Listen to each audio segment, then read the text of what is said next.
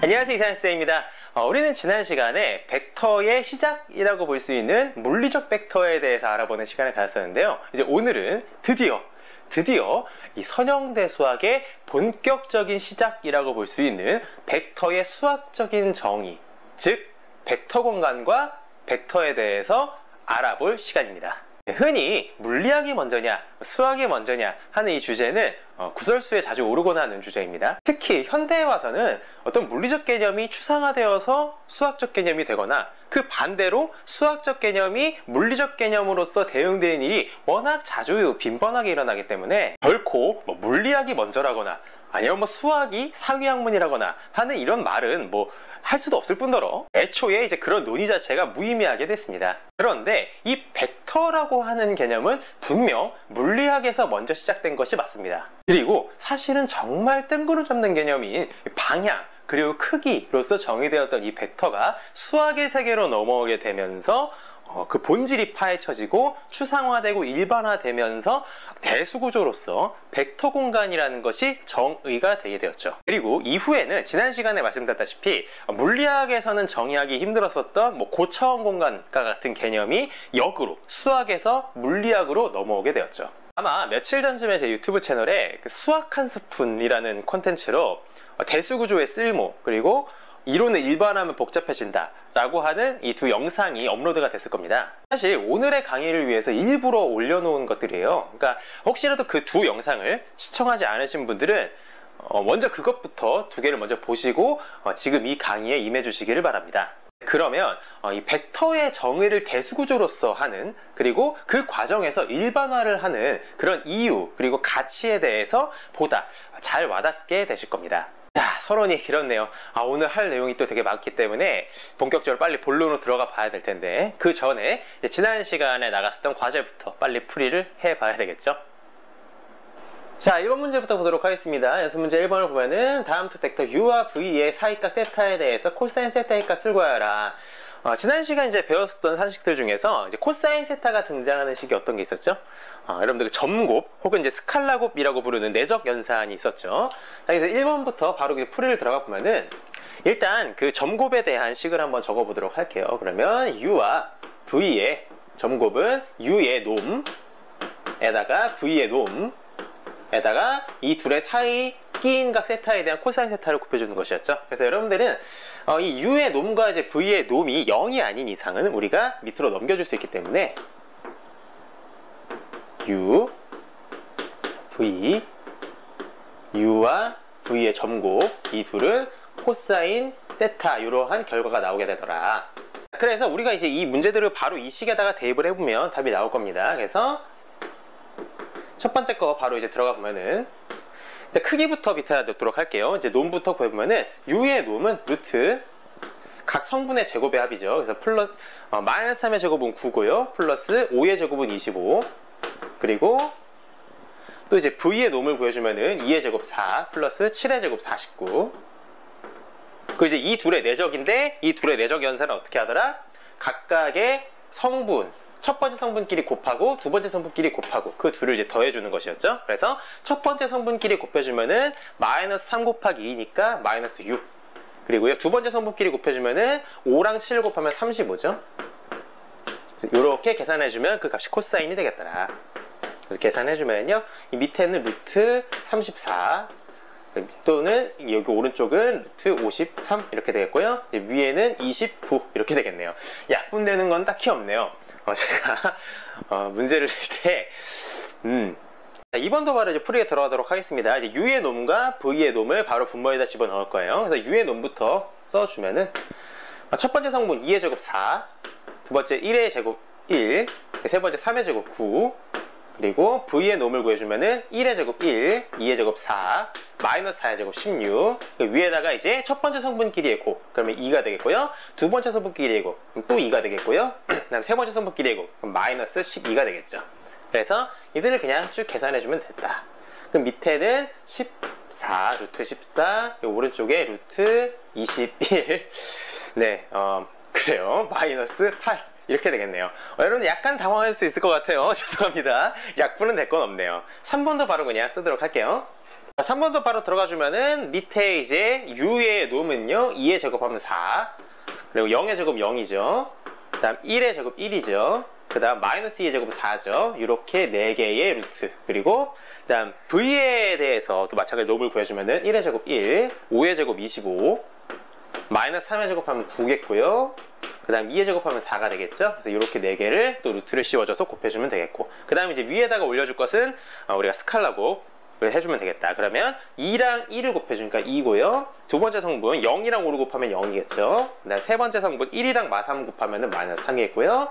네 번째 성분 마이너스 2랑 2를 곱하면 마이너스 4가 되겠네요. 그래서 계산을 해주면 이제 밑에는 8에다 9니까 자 9를 루트 씌우면 3이 되겠죠. 그 다음 오른쪽에 있는 걸 계산해주면 10에다 35에다가 39네요. 그래서 루트 39 이렇게 되겠고요. 이제 분자는 마이너스 7에다가 마이너스 5가 되겠네요. 그래서 이렇게 여러분들이 답을 내려주시면 되겠습니다. 자, 2번 문제 보도록 하겠습니다. 다음 두 벡터 u와 v에 의해서 결정되는 평행사 변형의 넓이를 구하시오라고 했는데, 자, 이거 개념 어떤 개념이라는 연관이 있었죠?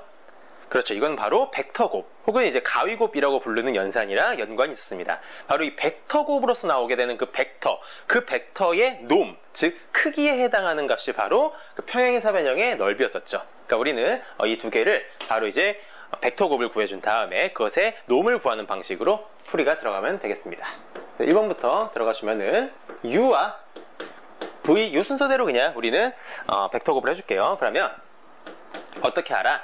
이런 식으로 해주면 되겠습니다. 2, 3, 0을 먼저 써주고요. 그럼 밑에다가 마이너스 1, 2, 마이너스 2 이렇게 써줘요. 그런 다음에 차근차근 첫 번째 성분에 해당하는 것은요, 첫 번째 이 열을 지워주고요. 이렇게 우리가 행렬식을 구해주면 되겠다. 그래서 3 마이너스 1을 곱하면 마이너스 6.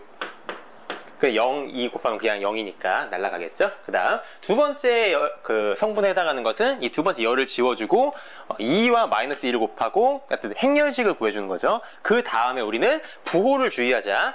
짝수 성분에 해당하는 것은 마이너스를 붙여줘야 됩니다. 그래서 이들 지워준 다음에 2 곱하기 마이너스 2는 마이너스 4인데 그걸 마이너스를 한번 붙여주면은 4가 되겠죠. 0이랑 마이너스 1은 곱해도 없어지고요.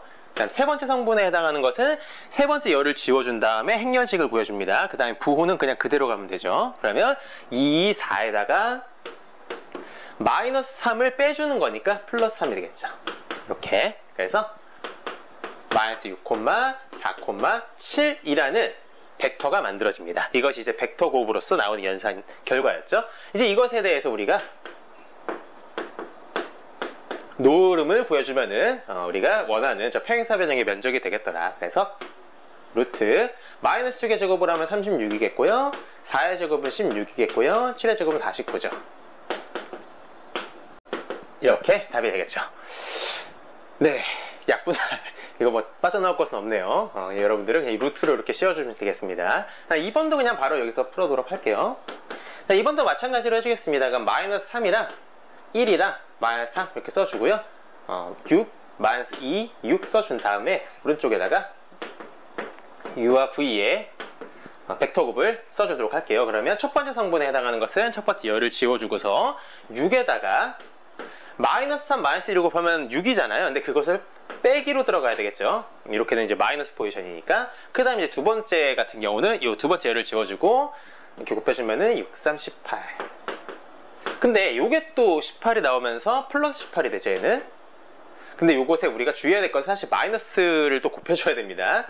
제가 여기 조그맣게 써놓을게요. 어차피 0이라서 날아가긴 하는데, 세 번째 성분 같은 경우는 이렇게 두 개 또 지워주고요. 그러면 3이 6에다가, 그대로 없어지네요. 그래서 얘는 그냥 0벡터가 만들어져요. 그래서 왜 그런가라고 써서 보면은 사실 좀 당연하게 됩니다. 이 둘이, 봐봅시다. u랑 v를 보면은요, 이 u의 벡터를 곱하기 각 성분에다 곱하기 마이너스 2를 내주면은 똑같이 그냥 v가 나와버리죠. 즉 이 둘은 알고 보니까 평행한 관계였습니다. 서로 방향이 완전하게 반대 방향인 그러한 두 개의 벡터였던 것이죠. 따라서 이 u와 v 벡터로서 만들어지는 평행사 변형은 존재하지 않습니다. 그러니까 평행사 변형이 만들어지지 않습니다. 이 둘은 서로 평행한 관계이기 때문에 그래서 이 평행사 변형 자체가 만들어지지 않고, 그래서 우리가 면적은 그냥 이거의 크기는 그냥 그대로, 노름은 그냥 0이 되겠죠. 그래서 이렇게 답을 내주시면 되겠네요. 자, 3번 문제를 풀어볼 텐데요. 두 점을 지나는 직선이 세 점을 지나는 평면과 만나는 교점의 좌표를 구하시오라고 했습니다. 그럼 우리는 순차적으로 이 둘을 지나는 직선부터 구해주고요. 그 다음 이 세 점을 지나는 평면을 구해서 이 둘을 연립해가지고 유일한 하나의 점을 만들어주는 방식으로 풀이가 들어갈 텐데, 일단 직선부터 해결을 해봅시다. 자, 직선에 이제 여러분들 오른쪽에다 이제 요걸 한번 써주고 갈게요. 직선의 방정식은 벡터로서 우리가 꾸려주기 위해서는 어떠한 과정을 거쳤었냐면은, 일단 임의의, 직선상에 있는 임의의 점에 대한 위치 벡터인 x라는 벡터가 어떤 한 점을까지 가는 위치 벡터 원점에서부터 그것을 우리는 a 벡터라고 해주고, 플러스 v라고 하는 방향 벡터에다가 실수배를 해준 요 산식의 결과바로 이렇게 나오는 요 x의 위치 벡터가 바로 이 직선상에 있는 임의의 점에 대한 위치 벡터였었던 것이죠. 그래서 여러분들 이 산식을 그대로 따라가 주면 되는데, 이 오른쪽에 있는 요 방향 벡터라는 것부터 먼저 좀 만들어 주고 갈게요. 그래서 방향 벡터부터 구해줄 텐데, 자, 이 두 개의 점을 지난다 그랬어요. 이 두 점을. 그럼 두 점을 지나기 때문에 우리는 방향 벡터를 어떤 식으로 만들어주면 되겠다.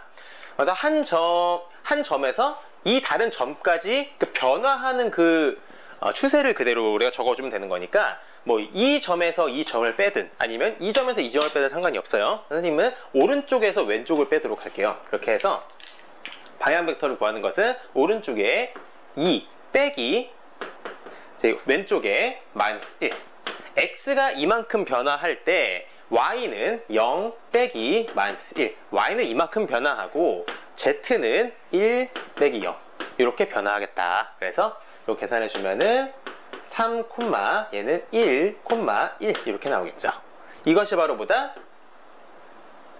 이 직선의 방향 벡터, 이 직선이 뻗어나가는 그러한 이제 추세를 보여주는 벡터였었죠. 자, 그럼 이제 따라서 우리는 임의의 점에 대한 위치 벡터, 그걸 우리는 그냥 x, y, z라고 그냥 미지수로 둡니다. 이 상태에서 이거에서 한 점은 어떤 거를 찍어줘도 상관이 없는데 왼쪽 거를 선택해 주도록 할게요. 그러면 마이너스 1, 0에다가 플러스 실수배 k배에다가 이 방향 벡터를 해주는 거더라. 그러면 얘 값은 3k-1, k-1, k 이렇게 나오게 되겠네요. 이것이 바로 뭐냐면 이 직선상에 있는 임의의 점에 대한 위치 벡터입니다. 근데 물론 그 위치 벡터라는 것은 시점을 원점으로 되기 때문에 우리는 이것을 그냥 임의의 점에 대한 좌표다, k를 4개 변수로 하는 그러한 좌표다라고 생각을 해도 크게 무리는 없지만, 어쨌든 얘는 벡터입니다. 현재는 이렇게 알아두시면 되겠고, 그 다음 이제 평면을 또 구해보도록 할게요. 평면의 경우에는 여러분들이 기억해줘야 되는 산식이 마찬가지로 평면상에 있는 임의의 점이라는 x에 대한 이제 위치 벡터, 그 x에서 빼기 그 평면상에서 주어진 다른 하나의 점을 해준 그 벡터에다가 이제 그 평면의 법선 벡터, 수직인 벡터를 우리가 이 둘을 서로 이제 스칼라 곱을 해주면 그 결과값이 뭐가 나오더라? 0이 나오겠더라. 왜냐? 이 결과값이 평면상에 있는 임의의 한 직선을 표현하게 되겠고요. 그리고 그 평면상에 있는 직선이랑 평면의 수직인 직선이랑 그 둘은 서로 각도가 90도를 이루기 때문에 스칼라 곱 결과 코사인 값이 0이 나오게 되면서 여러분들 이러한 산식이 되겠다. 그래서 일단 법선 벡터를 만들어주는 과정을 또 갈 텐데, 이 문제에서는 지금 법선 벡터를 주어지지 않았어요. 그런데 이 법선 벡터를 제가 지난 시간에 힌트를 드렸었죠. 어떻게 만들면 되겠더라? 이 세 점으로부터 두 개의 이제 벡터를 만들어서, 즉 평면상에서 존재할 수 있는 두 개의 벡터를 만들어서 그 두 벡터의 벡터곱을 해주면, 즉 가위곱을 해주면, 그러면 이 두 벡터의 공동으로 수직인 그 벡터라는 것은 곧 이 평면의 법선 벡터가 되겠더라라는 얘기를 드렸었죠. 그래서 이렇게 해보겠습니다. 일단 한 벡터를 제가 u라는 벡터라고 해볼게요. u라는 벡터는 어떻게 짜줄 거냐면은 제일 첫 번째 거 있죠? 1, 1, 0 그거에서 두 번째 거 1, 2, 0으로 가는 그러한 벡터로 만들겠습니다. 그러면 u라는 벡터는 첫 번째 성분은 1에서 1로 가니까 그냥 그대로 0이고요. 두 번째 성분은 마이너스 1에서 2가 되니까 3만큼 추가가 됐고요. 그 다음 0에서 0이니까 그냥 0이네요. 요렇게. 그리고 마찬가지로 하나의 벡터를 더 W라고 하겠습니다. 이 W라는 벡터는 이번에는 어떻게 할 거냐면요. 저기 첫 번째 있는 성분에서 첫 번째 있는 벡터에서 점에서 세 번째 점으로 갈게요. 방금 요거는 첫 번째 점에서 두 번째 점으로 한 거고, 첫 번째 점에 세 번째 점으로 가는 또 하나의 벡터를 만들어 주겠습니다. 그러면 1에서 0으로 가니까 마이너스 1, 두 번째 성분은 마이너스 1에서 0으로 가니까 1, 세 번째 성분 0에서 2로 가니까 2가 되겠죠. 해주면 이 두 개의 벡터는 뭐다? 둘 다 평면에 존재하는 어떤 임의의 어떠한 두 직선의 이제 벡터, 방향 벡터와도 같은 것들이 되겠죠. 그래서 이 둘에 그대로 우리가 벡터 곱을 해주면, 가위 곱을 해주면 되겠습니다. 그래서 이 둘의 이제 벡터 곱을 바로 위에다가 써줄게요. 어떻게 한다? 첫 번째 성분은 이 둘, 열 지우고요. 예, 행렬식을 보여줍니다. 그럼 3이 6에다가 두 번째 성분도 마찬가지로 두 번째 열을 지워주고 해주면 0이 되겠네요. 세 번째 성분은 세 번째 열 지워주고요. 이렇게 계산하면 0이고, 이렇게 계산하면 마이너스 3인데, 이제 플러스 3으로 빼주는 포지션이니까. 자, 근데 말이죠. 이 상황에서 우리가 이제 계산을 좀 간편하게 하기 위해서는 이 법선 벡터의 6, 0, 3으로 남겨두지 말고 이걸 숫자를 좀 더 간단하게 만들어주는 게 좋아요. 자, 제가 집중해 봅시다. 제가 이제 이것을 어떻게 할 거냐면은 이것을 3으로 나눠줘서 2, 0, 1로 가줄 거예요. 왜 그런지를 생각해 보면은 우리가 지금 이 위에 이 식을 만들어주기 위해서 필요한 것은 이 법선 벡터의 방향이 필요한 것이지, 이 법선 벡터의 놈, 즉 크기라는 것은 별로 필요하지 않거든요. 무슨 소리인지 아시나요? 이 둘이 서로 수직이라는 관계를 이용해서 식을 만들어주는 것인데, 수직이라는 그 각도 관계가 필요한 것이지 이 부위의 크기 자체가 중요한 건 아니라는 거예요. 그렇기 때문에 우리는 이 벡터의 방향은 그대로 살려주면서 크기를 떨구는 그러한 이제 방식으로 우리는 그냥 이 벡터의 숫자를 간편하게 만들어 약분시켜준 이 벡터를 써주는 것이 이 식을 계산하는 데 있어서는 좀 더 편하겠더라라는 얘기입니다. 괜찮나요? 그래서 이제 이 x라는 벡터에서 이것도 만들어 줄게요. 그럼 x 빼기 a라는 것은요, 이 a라는 것의 점은 뭘 잡아줄 거냐라고 하면 그냥 첫 번째 거 잡아줄게요. 첫 번째 거 잡아주면은, 자, 얘는 이제 x, y, z 이렇게 써주고요. 그 상태에서 이제 a의 성분, a에 해당하는 첫 번째 저 점을 이제 위치 벡터로 우리는 받아들이는 것이죠. 그래서 빼주면은 빼기 1, 두 번째 거 빼주면은 플러스 1, 그 세 번째 성분은 0이니까 그냥 그대로 이렇게 되겠네요. 됐습니까? 이 상태에서 이제 우리는 이 둘을 어떻게 해주더라? 이 둘을 그 벡터 곱을 해주겠다. 스칼라 곱을 해주겠더라. 자, 그래서 이 결과는, 자, 첫 번째 성분끼리 곱합니다. 그러면 2배의 x-1. 그 다음 0이니까 이 둘은 곱하면 사라지겠죠? 그럼 플러스 0에다가 이제 이 둘을 곱해줍니다. 그럼 플러스 z는 0이라는 스칼라곱 계산이 나오겠더라라는 얘기입니다. 이것이 바로 보다 평면의 방정식에 해당하는 것이죠. 자, 그럼 이제 어떻게 할까요? 최종적으로 직선상에서 이 위에 돌아다니는 점의 위치 벡터는 얘입니다. 즉 x성분이 이거, y성분이 이거, z성분이 이겁니다. 그리고 평면상에 돌아다니는 것은 이러한 식을 만족을 해요. 우리가 원하는 건 뭐냐면 이것과 이것을 연립하기를 원하는 거죠. 이 둘이 만나서 만들어지는 점인 거니까 이 점에도 여기에도 있으면서 여기에도 있는 점, 그러면 우리는 이 둘을 연립해 줄 것이고, 따라서 여기에 있는 x자리에다가 그냥 그대로 얘를 집어넣어 주고 여기 있는 z자리에다 그대로 얘를 집어넣어 주면, 그러면 k에 대한 하나의 식이 만들어지면서 k의 값이 나올 것입니다. 괜찮아요? 그래서 식을 요걸 조금 지우고 갈게요. 자, 칠판은 마르지 않았지만 그냥 바로 들어가 보도록 할게요. 자, 이게 X성분을 우리는 여기다가 넣어줄 거고요. Y성분은 들어갈 자리가 없죠? 요 Z성분, 얘를 여기다가 집어넣어 주도록 하겠습니다. 따라서 2배의 3K 마이너스 1에다가 오른쪽에 또 마이너스 1 있으니까 마이너스 2 이렇게 되겠고요. 플러스 요 그대로 들어가면 K는 0이 되겠죠? 여기다 그냥 요거 쭉 풀어줄게요. 그러면은 안으로 넣어주면은 6K 마이너스 4 플러스 K, 이 값이 0이니까 따라서 K는 7분의 4가 되겠네요. 됐습니까?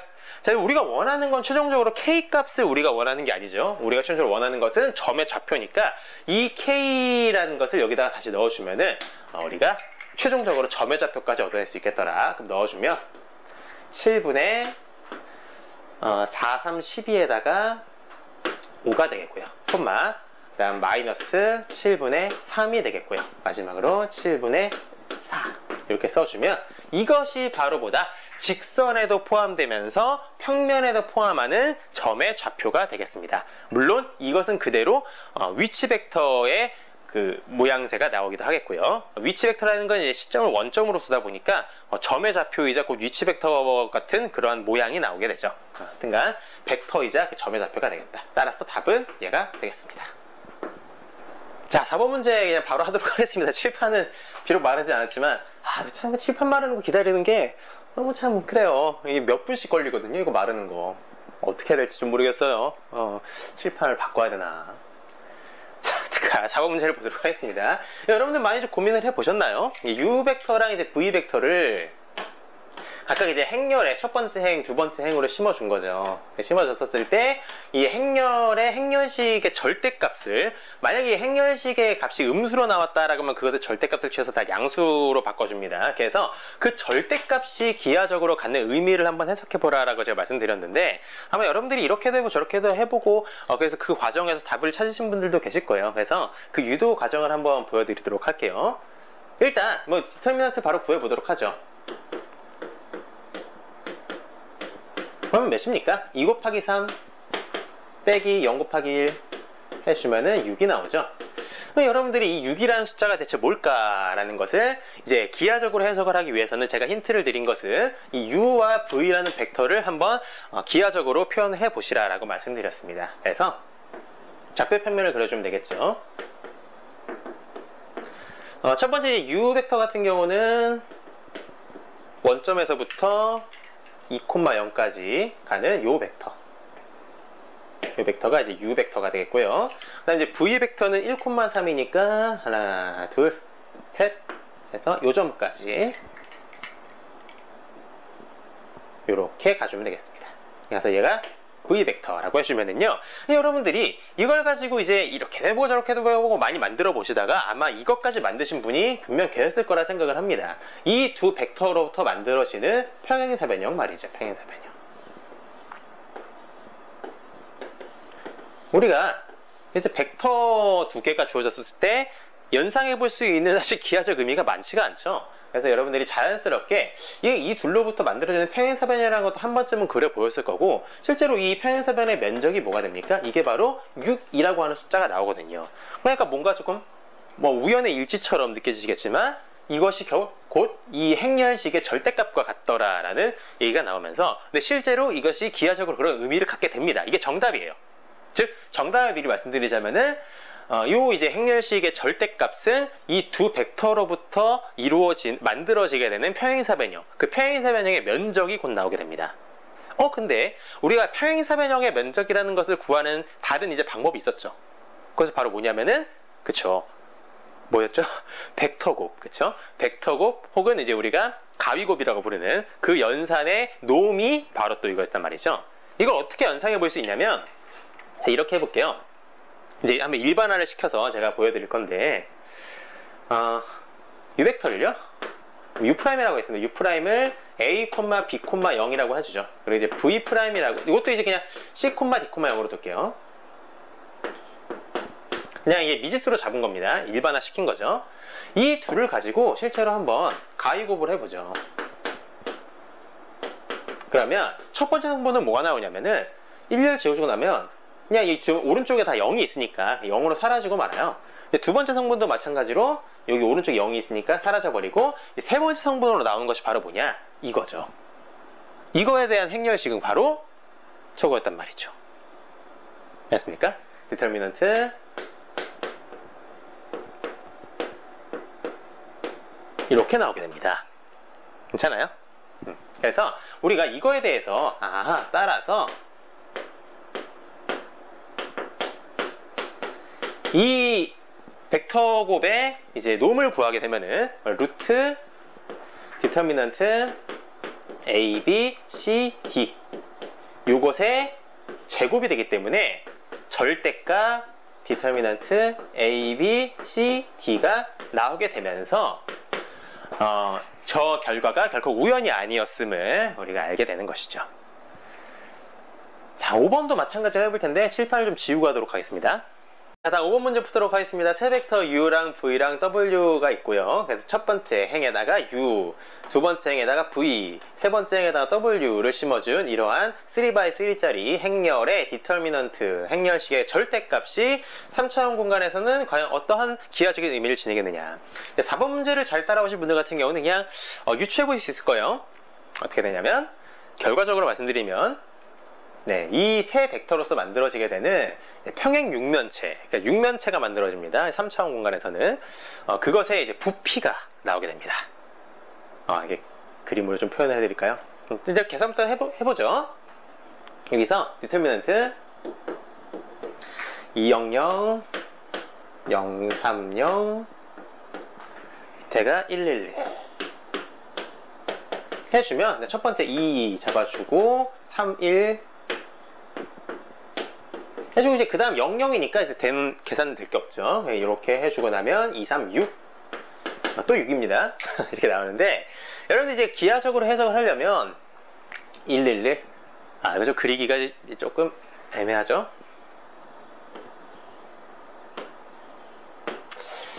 X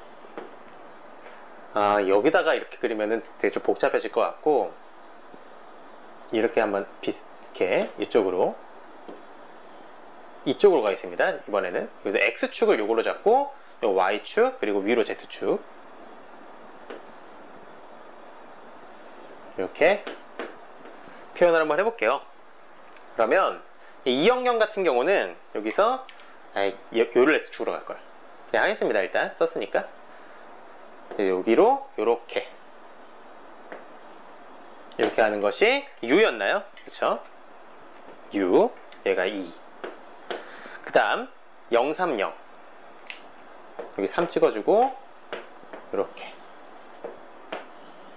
요것이 V 그 다음 111은 여기서 1 찍어주고 그 다음 여기서 1도 찍어주고 그쵸? 그 다음 또 1 위로 이렇게 찍어주면 여기서 이제 1만큼 가는 이러한 평행사 변형을 만들어준 다음에 여기서 이렇게 그려주면 요 점으로 가는 벡터 다 노란색으로 해주는 게 좋긴 할 텐데 요렇게 아이고 이 칠판이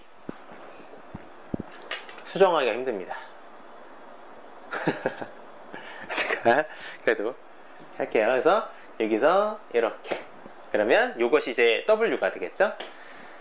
자, 그렇게 해서 그림을 그려볼게요. 그러면 어떻게 하면 되냐면 여기서 이렇게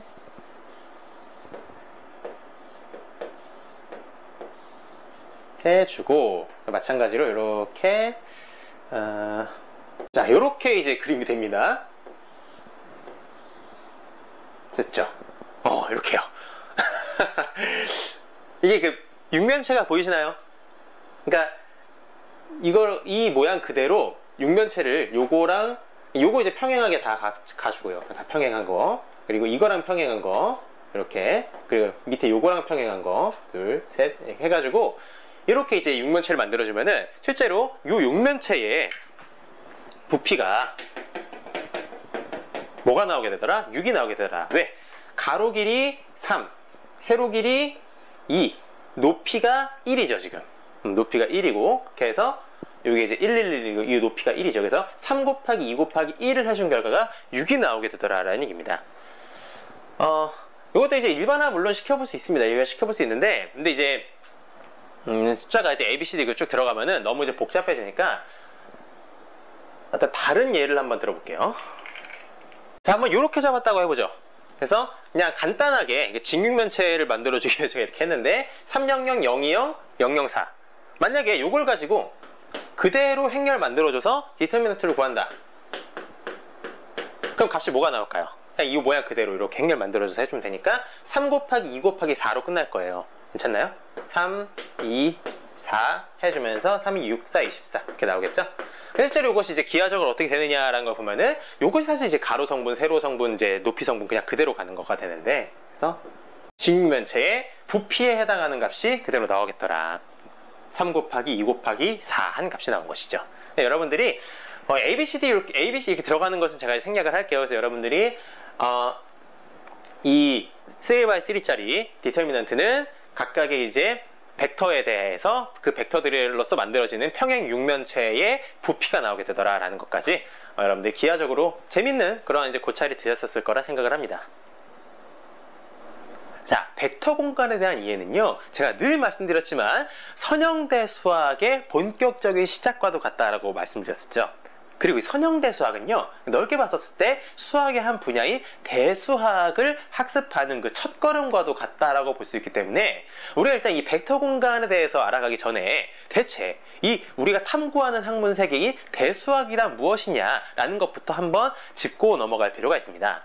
대수학은요, 쉽게 말해서 대수 구조들을 연구하는 학문이다라고 보시면 됩니다. 그러면 이 대수 구조란 무엇이냐? 라는 것을 이제 보면은요, 제가 써놨죠. 대수 구조란 수뿐 아니라 수를 대신할 수 있는, 왜 대수냐?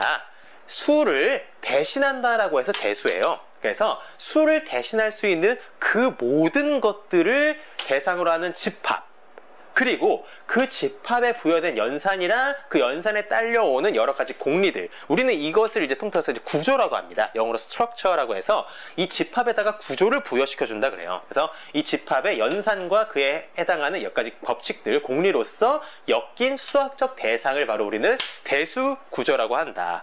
간단하게 일련의 연산들이 주어진 집합을 우리는 대수 구조라고도 합니다. 흔히 많은 분들이 수를 탐구하는 학문인 것처럼 생각하시곤 하는데, 수학의 수학적 대상은요, 결코 수만으로 한정되지가 않죠. 애초에 이 수라고 하는 것도 그저 우리가 약속하고 정한 기호들에 불과할 뿐이니까요. 당장 여러분들에게 익숙한 X나 뭐 Y나 Z 같은 그런 미지수들도, 그러니까 문자들도 얼마든지 수를 대신하는 수학적 대상이 될 수 있고요. 그 외에도 정하기에 따라서 얼마든지 잡아줄 수 있죠. 여러분들이 옛날에 집합이라는 것을 처음 배웠을 때를 한번 떠올려 보세요.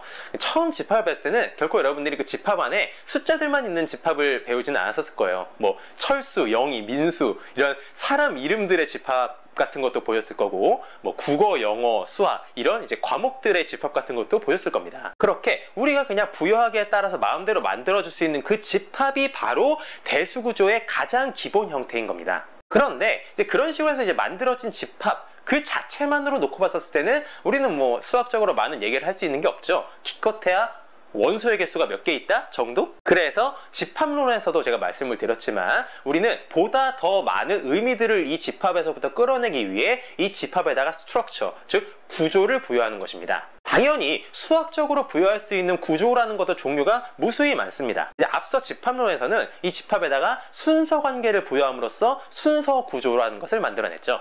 이제부터 우리가 다루게 되는 대수구조라는 것은 여러분들이 살면서 숱하게 봐왔었던 연산, 그리고 그 연산에 관련한 몇 가지 공리들을 같이 부여시킴으로써 구조를 만듭니다.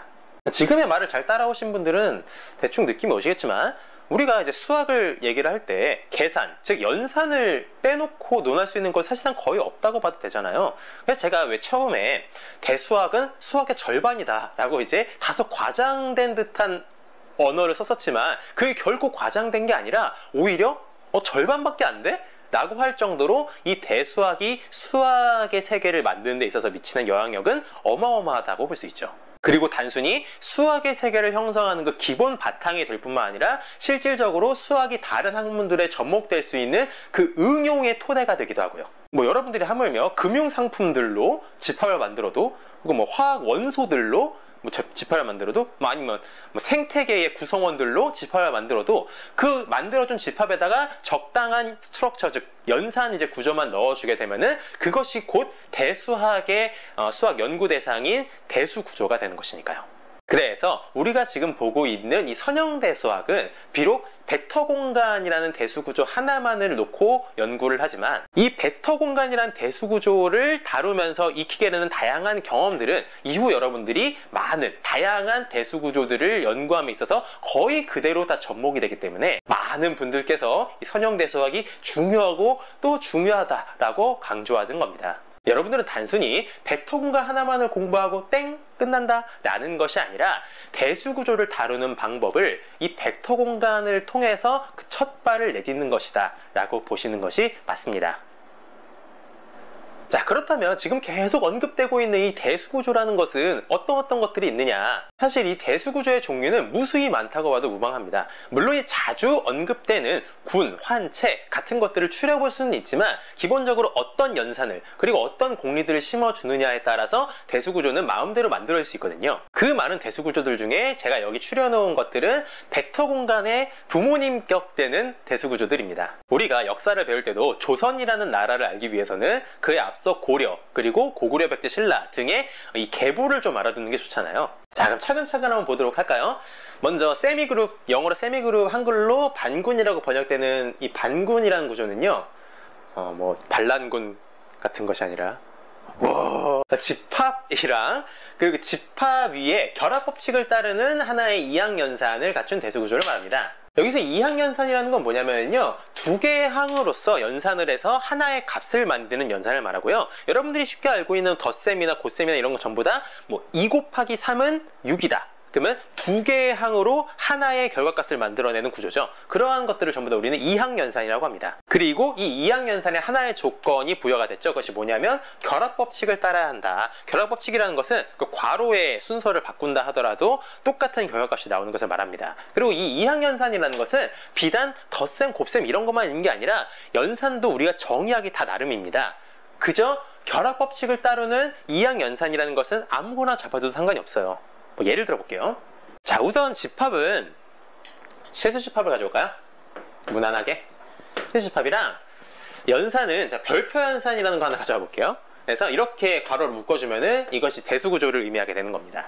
이 별표 연산이라는 건 어떻게 제가 정의할 거냐면, 이 실수집합에서 아무런 원소 두 개를 갖고 와요. 임의의 원소 두 개를 갖고 와서 이 별표 연산을 한 결과가 무조건 0이 나온다라고 해보죠.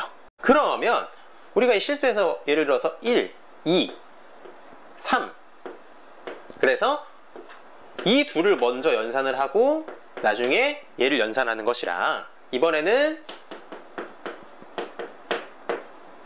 오른쪽에 있는 두 개를 먼저 연산을 하고 그 다음 얘를 연산해주면 어떻게 될까요? 당연히 이 둘은 같겠죠. 왜? 1이랑 2의 별표 연산을 해주면 무조건 0이 나온다 했으니까 0 이렇게 나오겠죠. 얘가 나와서 그럼 또 이 0이랑 3이랑 별표 연산하면 또 0. 괜찮습니까? 요것도 이제 봐주면은 얘는 2랑 3을 연산해주면은 0이 되잖아요. 연산의 정의가 무조건 0 나온다라고 한 거예요. 그리고 이 둘의 연산이 또다시 0이죠. 어떻게 됩니까? 같죠. 이게 지금 뭐예요? 이 별표라는 이항연산은 지금 결합법칙이 성립한다 그겁니다. 앞에를 먼저 해도 뒤에를 먼저 해도 결과값이 같게 된다라는 거죠. 그러면 우리는 지금 이렇게 부여된 대수구조, 즉 실수집합에다가 별표 연산을 심어준 이 대수구조는 반군에 속한다라고 말할 수가 있는 겁니다. 반란군. 되게 뭔가 좀 허술하지 않나요? 그 연산 구조가. 실제로 연산 법칙, 이런 이제 결합 법칙이나 분배 법칙, 교환 법칙 이런 것들 다 연산 법칙이라고 우리가 그러죠. 연산 법칙이 부여된 그러한 대수구조들 중에서는 최상위에 있는 대수구조라고 볼 수 있습니다. 물론 연산 법칙이 부여가 되지 않은 대수구조를 논할 때는 이 반군보다 더 상위의 구조도 있죠. 마그마 같은 것도 있고요. 마그마 같은 경우는 아예 이항연산이 부여만 됐을 뿐 아무런 법칙이 들어가지 않은 것인데, 하여튼간 그런데 연산 법칙이 부여된 대수구조들 중에서는 이 반군이 거의 최상위다라고 보시면 됩니다.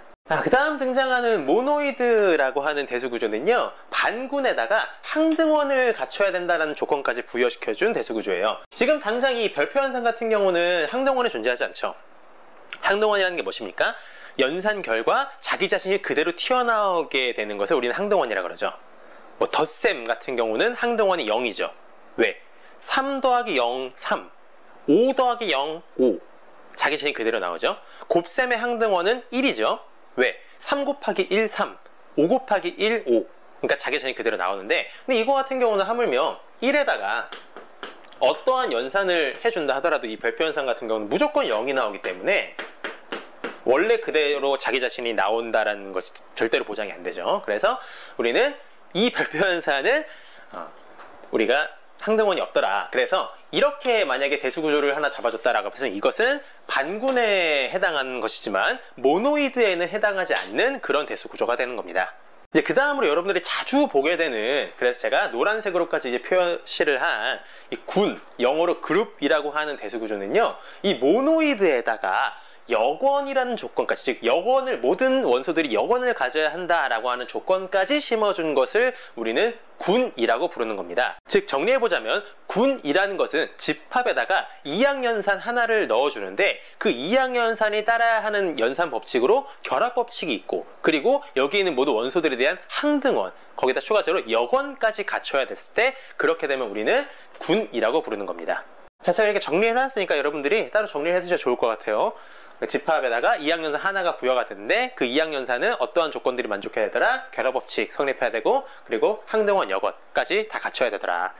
저희 적질 않았는데 당연하게 그 연산이 닫혀 있어야 됩니다. 그 연산을 부여됐었을 때, 그러니까 무슨 얘기냐면은 이 집합에서 두 개의 원소를 가져와서 이 이항연산을 하잖아요. 근데 그 결과값이 이 집합에 포함되지 않는 엉뚱한 원소가 나오면 안 된다는 거예요. 그래서 이 이항연산의 결과가 이 집합에 있는 어떤 원소 중에 하나로 대응이 되어야, 그럼 우리는 이 연산이 닫혀있다라고 얘기를 합니다. 그래서 닫혀있다라는 것도 당연히 기본적으로 깔려 있어야 됩니다. 뭐 예를 들어서 군을 만족하는 대표적인 정수집합에다가요, 우리가 흔히 알고 있는 덧셈 연산을 한번 부여를 해봅시다. 우리가 알고 있는 정수집합의 덧셈 연산. 그럼 얘는요, 당연히 덧셈이라는 것은 결합법칙 성립하죠. 굳이 안 써도 되겠죠. 항등원, 덧셈의 항등원 몇입니까? 0이죠. 그리고 이제 우리가 이 정수집합에서 아무런 정수 Z를 가져왔었을 때 여건이라는 것은 항등원을 만드는 연산입니다. 즉, 이 덧셈의 항등원은 0이기 때문에 무언가를 덧셈 연산을 해서 0을 만들 수 있느냐, 그러한 것이 정수집합에 존재하느냐? 당연히 존재하죠. 마이너스 Z로 존재하죠. 그래서 임의의 원소에다가 그 원소에 마이너스 넣어준 반대편, 3이라면 마이너스 3, 7이라면 마이너스 7, 마이너스 5라면 플러스 5, 이런 것들이 전부 다 여권이기 때문에 우리는 이 덧셈 연산이 정수집합에 부여됐었을 때 우리는 이러한 대수 구조를 군이라고 부를 수 있는 겁니다. 하지만 군이 안 되는 것으로는, 이렇게 되면 이제 군이 안 되죠. 똑같이 정수집합을 잡아줍시다. 그리고 덧셈 연산 말고 우리가 알고 있는 곱셈 연산을 한번 부여해볼까요? 곱셈 연산을 부여했었을 때는 이 대수 구조는 군이 될 수 없습니다. 왜? 여건이 없기 때문에 그래요. 우리가 3이라는 거 갖고 옵시다. 곱셈에 대한 항등원은 1입니다. 그쵸? 1을 곱해주면은 다시 그대로 자기 자리에 튀어나오기 때문에, 그럼 3에다가 무엇을 곱하면 1이 나오나요? 얘는 3분의 1을 곱해야 1이 나온다는 거 전부 다 아시죠? 근데 이 3분의 1이라는 것은 정수집합에 포함되지가 않죠. 그쵸? 얘는 이제 분수면서. 그렇기 때문에 여러분들은 이 유리수, 정수한이 유리수라는 것은 여기에 포함되지 않기 때문에, 따라서 이 정수집합 안에는 임의의 정수들에 대한 여권이 존재하지 않게 되고요. 따라서 얘는 군이 아니더라. 제가 이제 여러분들이 익숙한 거기 때문에 덧셈이랑 곱셈으로 보여드리지만, 아까 제가 이제 별표 연산처럼 하물며 우리가 실수집합에다가, 아니면은 철수, 영희, 민수 이런 사람 이름 집합에다가 거기다 여러분들이 별표 연산을 부여시켜가지고 이렇게 한 대수 구조가 만약에 이 세 조건을 만족시킨다, 그럼 전부 다 어쨌든 간 군이 되는 거예요. 그 모든 것들이 군이라는 대수 구조 아래 다 놓일 수 있게 되는 겁니다. 그 다음 등장하는 것은 아벨군, 다른 이름으로 가환군이라고도 부릅니다. 가환이라는 것은, 환은 우리가 환전 할 때 그 환이에요. 그러니까 바꿔준다는 거죠. 연산의 순서를 바꿔줘도 상관이 없더라. 이거 우리가 교환법칙이라고 그러죠. 연산법칙으로는. 그래서 영어로는 커뮤터티브 그룹이라고 해서 가환군이라고도 하고, 아니면 아벨군이라고도 부릅니다. 이 아벨군이란 뭐냐? 군에다가 교환법칙까지 부여시켜준 것이죠. 아까 제가 말씀드렸던 서로 연산의 순서를 뒤집어줘도 같은 결과가 나오더라. 그것을 우리는 교환법칙. 그래서 결합법칙, 항등원, 여건까지 조건을 만족시킨 군이었는데 거기에다가 교환법칙까지 넣어주면은 그걸 우리가 아벨군이라고 하더라라는 얘기입니다. 근데 그 다음 또 등장하는 환이 또 중요하죠. 이제 이 환에는요, 이 이전까지는, 이 위에 언급된 것까지는 이항연산이 한 종류만 부여가 됐었는데, 이제 환에는 이항연산이 두 종류가 부여가 됩니다. 그래서 첫 번째 보면은 덧셈에 대하여 아벨군, 곱셈에 대하여 반군을 이룬다라고 했는데, 이 덧셈에 대하여는 이 덧셈이 제가 이제 덧셈이라고 보통 많이 명칭하기 때문에 써놨지만 당연히 꼭 우리가 알고 있는 이 덧셈일 필요는 없습니다. 이 덧셈처럼 대응할 수 있는, 그냥 임의에 아무렇게 잡아줄 수 있는 연산이 대신에 무슨 조건을 만족해야 된다? 아벨군을 이루어야 된다. 아벨군이란 어떤 조건들을 만족시켜야 됐습니까? 결합법칙, 교환법칙, 그리고 항등원, 여건까지 그 4개의 조건을 모두 만족하는 것을 우리는 아벨군이라고 했었죠. 그렇게 되는 연산 하나, 그걸 우리는 그냥 통칭 편하게 덧셈에 대응된다고 말을 합니다. 그리고 이제 곱셈에 대해서 마찬가지로 곱셈이 아니라 어쨌든 간 우리한테 중요한 것보다 반군을 이뤄낸다는 거예요. 반군은 뭐였습니까? 제일 위에 있는 거, 최초의 이제 연산 법칙인 결합법칙, 그거 하나만 만족하면 돼요. 그렇게 되는 이제 조건을 만족하는 연산을 이루고, 그리고 이제 2개의 연산이 들어갔잖아요. 2개의 연산이 들어갔기 때문에 이 한 식에서 2개의 연산이 모두 다 버무려졌을 때 나타나는 현상이 분배법칙까지 우리가 만족시켜야 된다는 것이죠. 좀 지우고 제가 정리를 좀 해드릴게요. 자, 이렇게 정리해 볼 수 있겠습니다. 환이라고 하는 것은요, 이 영어로 링이에요. 그래서 영어로 링을 한국말로 환이라고 번역을 한 거고요. 집합에다가 이항연산이 2종류가 들어가겠더라. 당연히 연산들은 다 닫혀 있어야 됩니다. 이항연산 결과가 이 집합의 원소의 어떤 거랑 대응이 돼야 됩니다. 벗어나서는 안 돼요. 그리고 한 종류의 연산은 결합법칙, 교합법칙, 항등원, 여건, 풀패키지입니다. 이게 이 4개가 풀패키지고요. 이 4개가 전부 다 돼야 되고, 그리고 이제 곱셈에 대해서는 결합법칙만 성립하면 되겠더라. 그래서 하나의 연산에 대해서는 아벨군을 이루고 다른 이제 하나의 연산에 대해서는 반군을 이루어야 되더라. 예를 한번 들어보면은, 자, 이렇게 잡아주면 이렇게 된 대수구조, 즉 정수집합에다가 덧셈이랑 곱셈 2종류의 연산을 부여시켜 준 거예요. 우리가 다 알고 있는 그 기호 맞습니다. 이렇게 해주면 얘는 이제 환이라고 부를 수 있어요. 아까 이제 덧셈에 대해서는 아까 봤다시피 정수집합은 덧셈에 대해서 결합, 교환, 항등원, 여건 다 조건 만족하죠. 그래서 아벨군이 되고요. 이 곱셈에 대해서는 아까 이제 봤다시피 여건이 존재하지 않아요. 2에 대한 여건인 2분의 1은 정수집합에 들어가지 않으니까. 그래서 곱셈에 대한 여건이 존재하지 않기 때문에 이 정수집합에 대한 곱셈 연산은 군에 해당할 수 없더라. 즉 정수집합에다가 덧셈 연산, 이것에 대해서는 이건 아벨군 만족하죠. 그리고 정수집합에다가 곱셈 연산을 해준 것, 이것은 군이 될 수가 없죠. 대신에 모노이드는 됩니다. 지금 여기 적어놓은 것 중에서는. 그러니까 이 곱셈 연산에 대해서 항등원인 1은 정수집합에 존재하기 때문에 얘는 모노이드에는 들어가요. 근데 모노이드는 결국에 이제 저 제일 위에 있는 반군의 하위 구조이기 때문에 우리가 모노이드도 어쨌든 간 반군입니다. 다만 얘는 군은 아니죠. 그래서 이 곱셈 연산에 대해서 얘는 반군이 성립이 될 수 있는 것이고요. 우리가 이렇게 되면은 아벨군 되고 반군 되고, 그래서 이렇게 잡아준 대수 구조는 우리가 환이라고 부를 수 있다는 것이죠. 자, 다음 등장하는 이제 가군, 이것이 이제 중요합니다. 영어로 모듈이라고 합니다. 모듈. 그 모듈을 한국말로 가군이라고 번역했는데 왜 가군이라고 했냐면은 이 군은 아벨군을 말해요. 그래서 아벨군에다가 무언가를 더할까, 그러니까 무언가를 더해줘서 만들어진 대수구조다라는 얘기인데, 뭘 더해줬냐면은 환의 원소를 곱셈으로써 이제 더해준 것입니다. 어떤 환의 원소에 대한 곱셈이 주어지면서 당연히 이제 연산이 2종류가 생겼으니까 분배법칙까지 성립하게 되는 그러한 조건을 만족하는 아벨군이다. 대략 어떤 느낌이냐면, 아벨군이 있어요. 아벨군에다가 환에서부터 한 원소를 가져와요. 한 원소를 가져와서 곱셈 연산을 부여시켜 주는 거예요. 그렇게 해서 만들어지는 이 대수 구조를 우리는 가군이라고 하더라라는 것이죠. 그럼 이게 왜 중요하냐? 우리가 이제 앞으로 계속 보게 될 벡터 공간 있죠? 그 벡터 공간이 대표적인 가군이에요. 이제 보다 정확하게 얘기하자면, 어차피 뒤에서 다루게 되겠지만, 벡터 공간 같은 경우는 환에서부터 원소를 가져오는 것이 아니라 체에서부터 원소를 가져와요.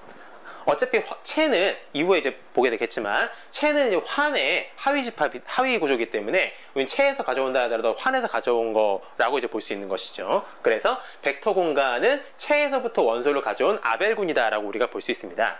야, 근데 이렇게 되고 나면 여러분들이 뭐 이런 생각을 하시는 분들이 있어요. 선생님, 벡터 공간은 왜 이렇게 복잡한가요? 앞에 막 환만 해도 복잡했는데, 아유, 환에서 원소를 하나 갖고 와서 곱셈을 정의를 해가지고 하나 아벨군, 이게 뭔 겁니까? 왜 이렇게 수학자들, 수학 세계는 이렇게 복잡한가요? 라고 이제 하신다면은, 거꾸로 생각하신 거예요.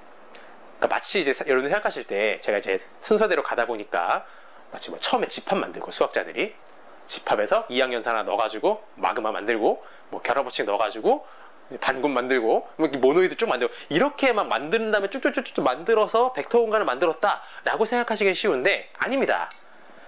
처음에 이제 벡터라는 게 있었죠. 벡터는 물리적 개념으로 있었죠. 근데 물리학자들과 수학자들이 이 벡터의 본질을 파헤쳐 본 거예요. 벡터가 물리적인 개념의 그 벡터의 본질을 파헤치고 얘의 대체 근원이 뭘까? 그리고 근원을 파헤치고 이를 추상화시켜 보니 이걸 대수구조에다가 대응시키려고 이제 대수구조를 서치를 한 거죠. 그래서 벡터를 연구해서 이것의 대수구조에 부합하는 것이 뭐가 있을까라고 보니까 가군이 딱 있었던 거예요. 그렇게 해서 벡터 공간은 가군이 된 것이지. 그러니까 여러분들이 벡터 공간 너무 복잡해요. 수학 때문에 라고 생각하시면 안 되고 벡터 공간 너무 복잡해요. 애초에 벡터가 복잡해서 라고 생각하시는 게 맞는 거예요. 수학 잘못이 아니라 물리 잘못이에요. 조금 더 쭉쭉 봅니다. 그 다음 나오는 건 가환환입니다. 아까 위에서 가환군 있었죠. 가환군이란 건 뭐였었냐면은 연산의 순서를 바꿔주는, 즉 교환 법칙이 성립하는 이런 거 들어갔었죠. 그럼 가환환은 뭘까요? 가환환은 원래 환이라고 하는 것은 두 연산 중에서 한 연산은 전부 다 풀패키지로 만족을 하지만 다른 연산은 결합법칙만을 만족을 했었잖아요. 근데 거기다가 교환법칙까지 심어준 거예요. 그러니까 이제는 이 가환환이 되면은 가환환에는 두 종류의 연산이 들어가 있는데 환이니까 기본적으로 환이니까 두 종류의 연산이 있는데 그 두 종류의 연산이 모두 다 결합법칙도 교환법칙도 만족하게 되는 상황이 된 것이죠. 그래서 가환환은 곱셈도 교환법칙을 만족하게 된 환을 우리는 가환환이라고 합니다. 영어로는 커뮤테이티브 링이라고 하죠. 자, 일단 밑에 또 한 종류의 환이 등장합니다. 이름이 나눗셈 환이라 그러는데 약간 이름이 독특하죠. 영어로 디비전 링을 한국말로 나눗셈 환이라고 번역한 거예요. 또는 비가환체라고도 합니다. 영어로는 스코필드라고 해서. 그래서 나눗셈 환이라는 것은 뭐냐면은 이제 환이라는 건 다시 말하지만 한 종류에 대해서는 풀패키지, 다른 한 종류에 대해서는 결합법칙만 있었던 녀석인데 그 환이라는 거에서 여원이라는 조건을 심어준 겁니다. 단 0이라고 하는 원소는 0의 영어는 0분의 1, 0분의 1은 정의가 안 되죠. 그렇기 때문에 0을 제외한 모든 원소가 여건을 가진다. 근데 이 여건을 가진다라는 것은 자동적으로 항등원을 가진다라는 걸 뜻해요. 왜? 애초에 여건이라는 게 뭔데? 항등원을 만드는 연산의 그 원소가 여건이거든요. 그렇기 때문에 여건을 부여시켰다라는 것은 항등원은 자동 따라옵니다. 그럼 어떻게 된다? 나눗셈 환이라는 것은 이제 한 연산에 대해서는 풀패키지고 다른 연산에 대해서는 결합법칙 그리고 항등원 여건 이렇게 된 거죠. 교환법칙은 아닙니다. 나눗셈 환은. 그래서 이 위에 있는 가환하는 교환법칙이 들어간 거고 나눗셈 환은 항등원이랑 여건이 부여된 거고 그렇게 된 거죠. 그렇게 해서 영이 아닌 모든 원소가 여건을 가지며 그리고 이것도 이제 격가지를 알아주시면 좋은데 원소의 개수가 2 이상이다라는 거예요. 만약 원소의 개수가 단 하나만 있으면 그러니까 자명환이라 그래요.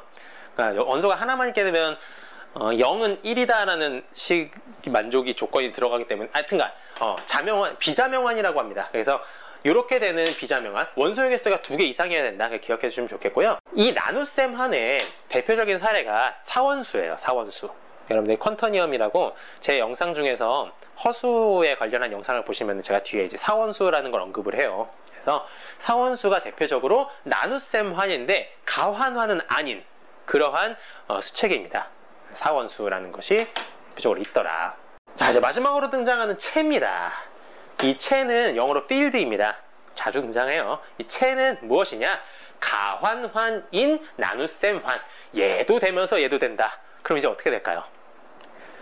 두 종류의 연산이 있었어요. 환이라고 하는 것은 두 종류의 연산에서 한 종류에선 풀패키지였는데 다른 종류에 대해서는 결합법칙만 있었는데 가환환이 되면서 교환법칙 그리고 나눗셈 환이 되면서 항등원과 여건까지 그러면 다른 하나의 연산도 풀패키지가 완성이 되는 것이죠. 물론 이제 여건은 0에 대해서는 여건은 제외시키지만 그렇게 돼서 즉 사친연산이 우리가 흔히 알고 있는 그러한 연산이 모두 자유로이 시행될 수 있으면서 산술에 잘 알려진 규칙들, 뭐 교항법칙, 결합법칙, 그 두 개 연산이 있으니까 분배법칙까지 모두 다 잘 만족하는 대수구조를 뜻합니다.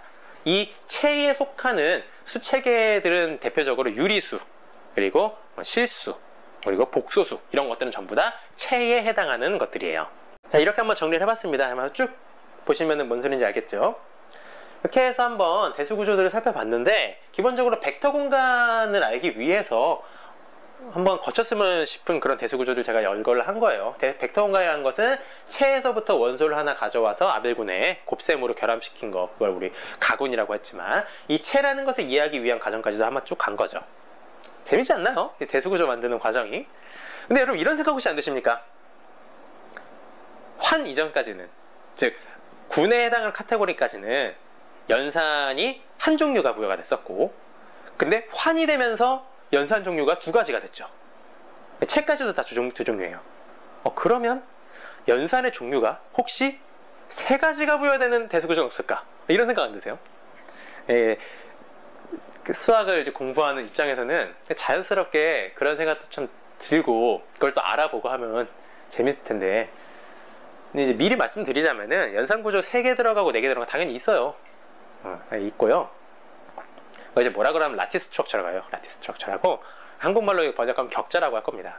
근데 뭐 예를 들어서 불대수라든가 쌍대군이라든가, 불대수가 이제 그 라티스 스트럭처의 시작점이 된 건데, 하여튼간 그런 것들은 근데 이제 여러분들이 좀 많이 먼 미래, 그러니까 추상대 수학이랑 일단 순서로운 정도는 여러분들이 이 두 개 정도가 이제 접합이 돼야 되기 때문에 아직은 먼 미래라서 미리 그냥 언급을 드린 거고.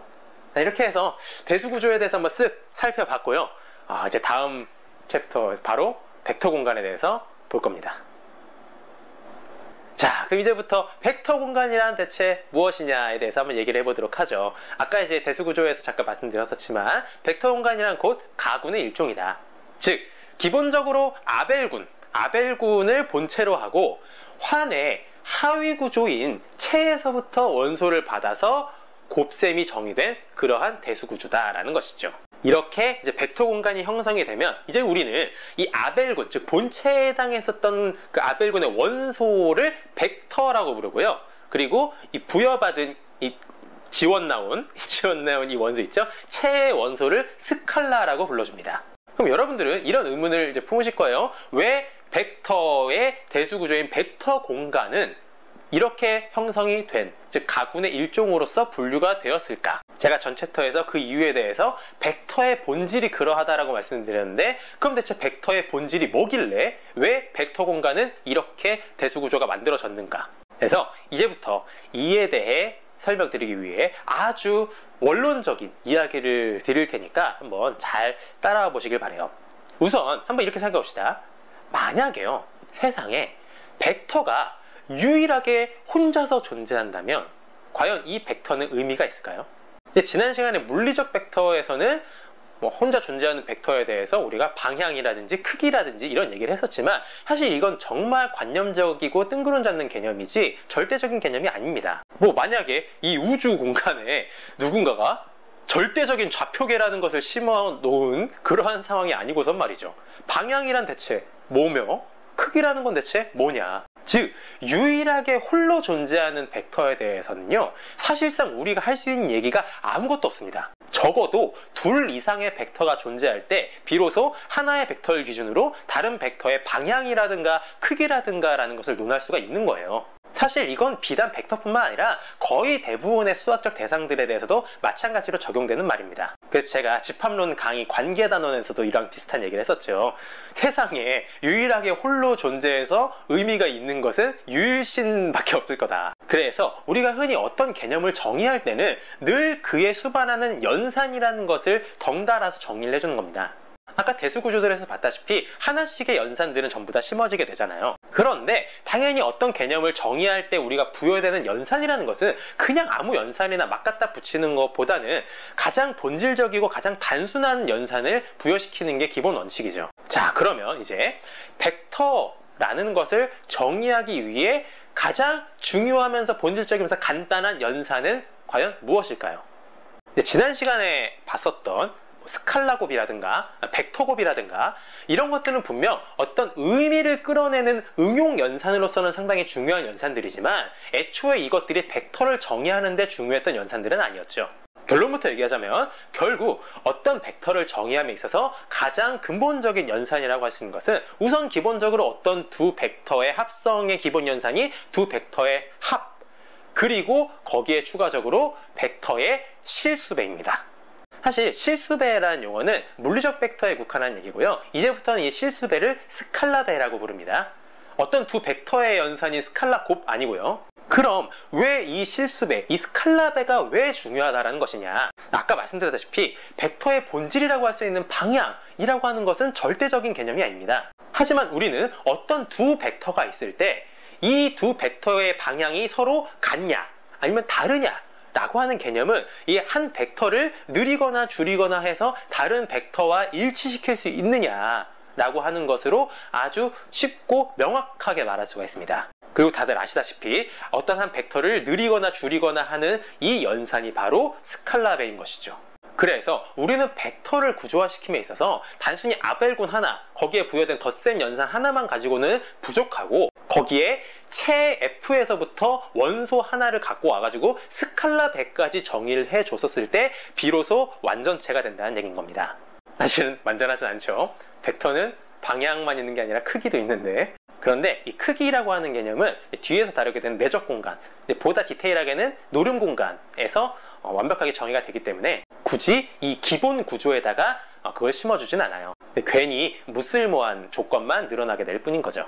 아무튼 그래서 벡터의 이런 구조를 잘 설명할 수 있는 대수 구조가 과연 뭘까 살펴보나, 있나 없나 살펴보니까 있다는 겁니다. 그게 바로 가군이라는 거예요. 우리가 대학 지원할 때 가군, 나군, 다군가 아니고요. 우리가 누구 부를 때 김군, 이군, 그래서 가시성을 가진 가군 아니고요. 죄송합니다. 그런데 다시 말씀드리지만 가군은 본래 환에서부터 원소를 떼우는데 우리가 스칼라를 정의함에 있어서는 환까지는 필요 없고 체면 충분하기 때문에 체에서 원소를 떼운 것을 벡터 공간이라고 정의를 한 겁니다. 물론 그렇게 한 이 벡터 공간은 당연히 그 구조상 가군에 해당하는 것이지만요. 그런데 지금부터는 이게 여담이긴 하지만 참 재밌는 게, 그럼 우리가 왜 스칼라를 체에서 떼었다라고 하는 거냐라고 하면은 물리적 벡터에서 봤다시피 우리가 보통 벡터의 그 실수배라는 거 실수를 갖고 오잖아요. 근데 이 실수라는 그 실수 집합이 체인 거거든요. 대수구조상으로 봤었을 때는. 그래서 체에서 원소를 가져왔다라고 하는 것인데 실수 집합이 대수구조상 체니까. 근데 이 체에는 실수 집합만 있는 게 아니거든요. 하물며 복수수 집합도 있고요. 그 외에도 자주 쓰이는 개념으로 유한체라는 것도 있고요. 이제 후에 대수기하학으로 가면 유리함수체라는 것도 있고요. 수론에서 유리수체를 확대한 대수적 수체들도 있고요. 수학계에서 자주 쓰이는 체의 종류만 해도 10가지는 돼요. 이제 그러면 그런 집합들에서 원소를 떼어와도 우리는 벡터라고 할 수 있는 것이냐? 이게 수학적으로 봤었을 때는 전혀 문제가 되지 않는다는 겁니다. 왜? 어차피 동등한 대수구조들이니까. 다만 이제 그렇게 되면은 물리적으로 일을 혹은 기하적으로 일을 해석하기에는 까마득하게 저먼 어딘가로 이렇게 막 나아가게 되는 것이죠. 그런데 말이죠, 실제로 그렇게 막 아득한 세계 어디까지 가서 만들어진 그 이론들이 실제로 다시 물리적으로서 돌아옴으로써 이 세상에 어떠한 변화를 일으킬지는 아무도 모르는 겁니다.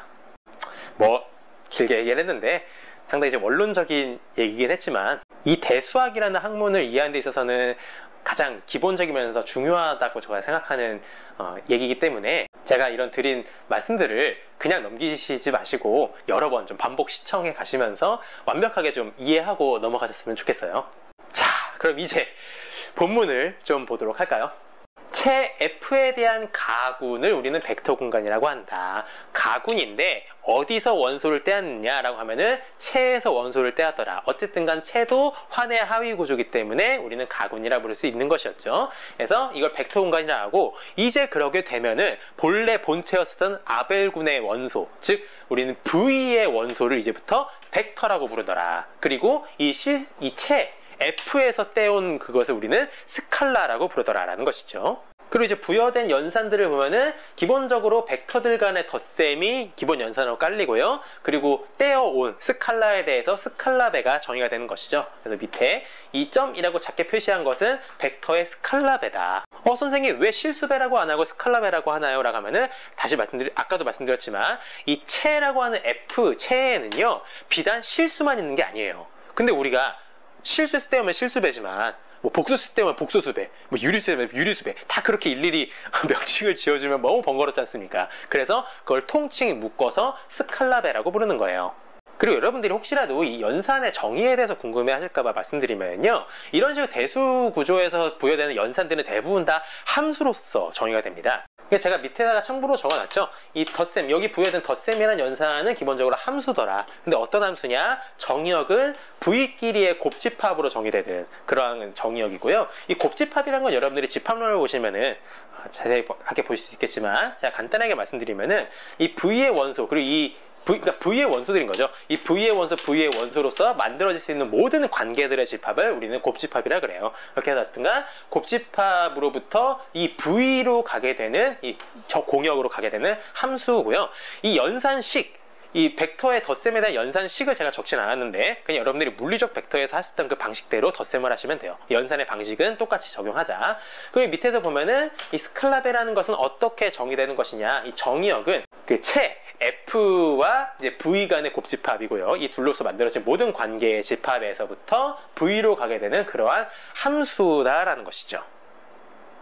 자, 여기 이제 열거되어 있는 이 내용들이 바로 우리가 봤었던 그 벡터 공간이 형성되기 위한, 벡터 공간으로 불리기 위한 조건들이자 공리들이 싹 다 열거가 된 것입니다. 그래서 하나하나 같이 뜯어보도록 하면은요, 첫 번째로 V라는 집합에 대해서 덧셈 연산이 부여가 됐었을 때 우리는 이 자체의 대수구조가 아벨군을 형성해야 되고, 그리고 이제 F라는 체에서부터 원소 하나를 부여받아서 그 스칼라배가 정의가 됐었을 때 그것까지 해준 결과 이 대수구조가 F에 대한 가군이 됐었을 때 그때 우리는 벡터 공간이라고 부를 수 있다라는 것이죠. 이 조건들을 모두 만족해주면은 무엇이든 간에 벡터 공간이라는 구조와 동등하게 되는 것입니다.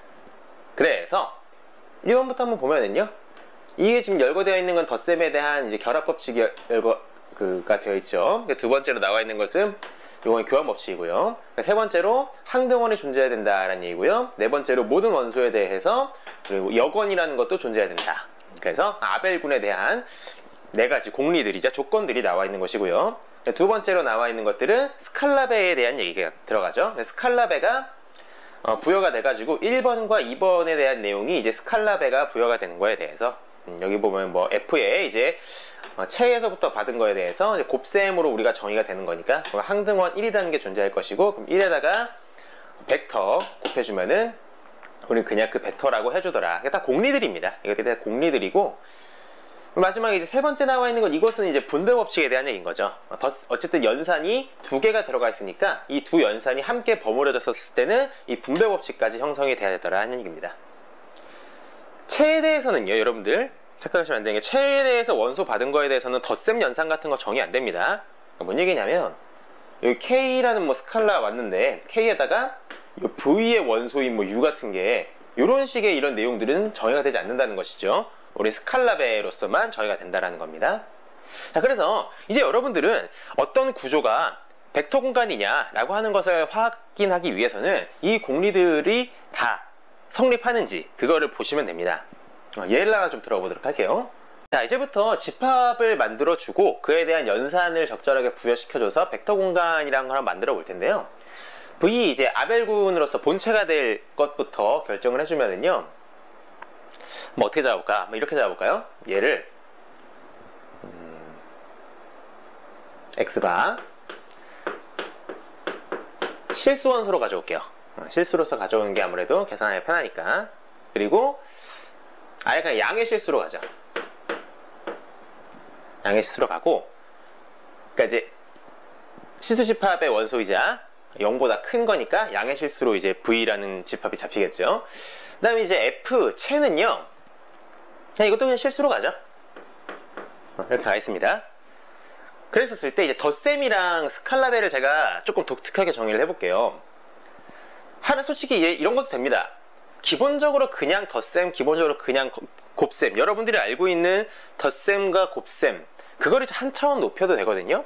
그러니까 뭔 얘기냐면 덧셈에 대해서 이제 이렇게 정의가 되죠. 먼저 정의역은요, V와 V의 곱집합에서부터 V로 가는 그러한 함수가 되겠고요. 이 함수의 산식은 V에서부터 원소 이제 벡터인 거죠. 여기서 또 벡터. 그래서 U와 V라는 이제 원소 두 개의 연산 결과를 그냥 곱이라고 할게요. UV라고. 그러니까 물론 여러분들은 덧셈 지금 여기서는 이제 알고 있는 덧셈 그 자체가 아니에요. 그러니까 덧셈으로서 대응이 된다는 뿐이지, 우리는 이 기호라는 것을 지금 제가 아예 새로 정의를 하고 있는 거예요. 그래서 U 더하기 V를 UV라고 해봅시다. 연산을 새롭게 정의하는 겁니다. 그 스칼라비는 제가 어떻게 정의할 거냐면,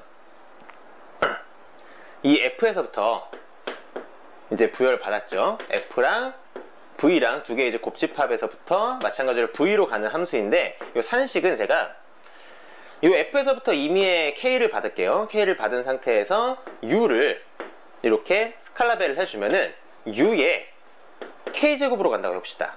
그래서 곱셈, 원래 덧셈을 곱셈처럼 제가 정의를 했고요. 그리고 스칼라벨을 지수로 올리는 걸로 거듭제곱으로 제가 정의를 한번 해보겠습니다. 그렇게 했었을 때 과연 첫 번째로 봐야 될 것은 이 구조인 거죠. V에다가 덧셈부터 얘가 과연 아벨군이냐. 그 다음에 이제 봐야 되는 것은 저까지 이제 V에다가 덧셈에다가 스칼라벨까지 했었을 때 가군이 형성되냐라는 것까지 봐야 되겠죠. 그래서 이걸 하나하나 차근차근 한번 제가 검토를 해볼게요. 되나 안 되나. 첫 번째로 이제 보여줘야 되는 것은 결합법칙입니다. 그래서 이미 이제 V에서부터 U랑 V랑 W를 받았다고 해보겠습니다. 그러면은 얘의 이제 연산 결과는요, 이 둘의 덧셈을 제가 지금 뭐라고 정의를 했냐면 곱셈이나 정의를 했어요. 그래서 U, V에다가 W 이렇게 되죠. 그럼 이것도 마찬가지로 얘가 이제 하나의 또 V의 원소가 될 테니까 얘가 U, V, W가 되겠죠. 마찬가지로 딱 봐도 된다라는 거 보이시죠? V 더하기 W. 이걸 한번 점검해보면은 U 더하기 V, W 이렇게 될 거고요. 얘는 U, V, W가 되겠다. 따라서 이 둘이 같으니까 우리는 첫 번째 결합법칙이 성립하네요. 나요? 두 번째로 분배법칙 당연히 성립하겠죠. 기본적으로 지금 이 U와 V와 W는요, 여러분들 이전에 알고 있었던 물리적 벡터라고 보시면 안 돼요. 왜? 얘는 지금 실제로 뭡니까? 양의 실수입니다. 양의 실수. 그냥 우리는 익히 알고 있는 양의 실수를 가지고 연산을 하는 거예요. 그걸 제가 U랑 V랑 W라고 썼을 뿐입니다. 얘의 원소니까. 그렇죠? 그다음에 교환법칙도 마찬가지로 성립하겠죠, 당연히. 그래서 U랑 V랑 얘는 U, V고 얘는 V, U와도 같고 얘는 V 더하기 U죠. 그래서 얘는 뭐다? 교환법칙도 성립하더라. 당연하게. 제가 오른쪽에다 쓰겠습니다. 공간 때문에. 세 번째로 항등원 존재하냐? 당연히 존재하죠. 양의 실수에 대해서 봅시다. U에다가 우리는 플러스 1을 해주면, 이 U라는 건 임의의 실수입니다. 임의에서 플러스 1을 해주면 지금 제가 뭐라고 정의를 했냐면 U에다가 1을 곱하는 거라고 제가 정의를 해놨죠. 그래서 그냥 U란 말이죠. 그럼 계산 결과 어떻게 됐습니까? U에다가 임의의 실수 U에다가 무언가를 덧셈 연산한 결과 자기 자체를 그대로 나왔죠. 따라서 우리는 이때 1은 항등원 역할을 하는구나 라는 걸 알 수 있죠. 괜찮습니까? 그러니까 이걸 여러분들이 물리적 벡터로부터 만들어진 벡터 공간이라고 생각해 본다면은 물리적 벡터에서 0벡터에 해당하는 것이 지금 여기서는 1이 된 것이죠. 항등원 역할을 해준다는 겁니다. 네 번째, 그러면 항등원을 만드는 역원이라는 것도 존재할 수 있느냐? 당연하죠. U에다가 여러분 다 아시다시피 U분의 1, 그러면 U에다가 U분의 1 해주면 그냥 1이죠. 이때 이 오른쪽에 있는 1이 바로 항등원이고요. U에다가 무언가를 연산해서 항등원이 나왔으니까 따라서 U분의 1은 U의 역원이라는 것이죠. 그리고 당연히 U라는 것은 제가 지금 양의 실수로 잡았으니까 역수로 취하는 것도 양의 실수 집합 내에 존재하죠. 그래서 다 이렇게 딱 예쁘게 정의가 됐더라. 그래서 우리는 뭘 봤느냐? 이렇게 덧셈을 제가 정의를 하고 나니까 이 V라는 집합에다가 이러한 새로운 연산을 부여시켜준 결과 아벨군 형성이 되었네 라는 겁니다. 이제 두 번째 이거 지우고서요. 두 번째 또 한번 보도록 할게요. 한번 진행해 보도록 할게요. 지금 두 번째로 우리가 보여야 될 것은 이 V라는 집합에 덧셈 연산과 스칼라베까지 부여가 됐었을 때 가군, 정확하게는 F에 대한 가군이 형성되느냐라는 걸 체크해 주는 것이죠. 그래서 1번부터 봐주면은요. 저기 나와 있는 공리를 그대로 써 보겠습니다. 여기서 K랑 M은 스칼라고요. 이제 U가 벡터에 해당하는 것이죠. 괄호 안쪽부터 계산에 들어가도록 하겠습니다. 그럼 K에다가 자 스칼라베를 제가 지금 뭐라고 정의를 했는지 보면은 지수라고 정의를 했어요. 이 스칼라가 U의 지수 자리로 올라가는 것이죠. 그럼 얘는요 U의 M제곱이 되겠죠. 그렇죠? 그럼 얘는 K가 또다시 이 전체에 대한 지수로 올라가겠죠. 그래서 U M제곱의 K제곱이라고 쓸 수 있겠습니다. 근데 우리가 이것은요 이 지수끼리 지수 법칙에 의해서 U의 MK와도 같고요 얘는 우리가 어차피 실수끼리의 곱셈이기 때문에 U의 KM이라고 써도 무방하죠. 자, 최종적으로 제가 지금 보여주려는 것이 이겁니다. 이거 그럼 다 됐다라는 거 보이시나요?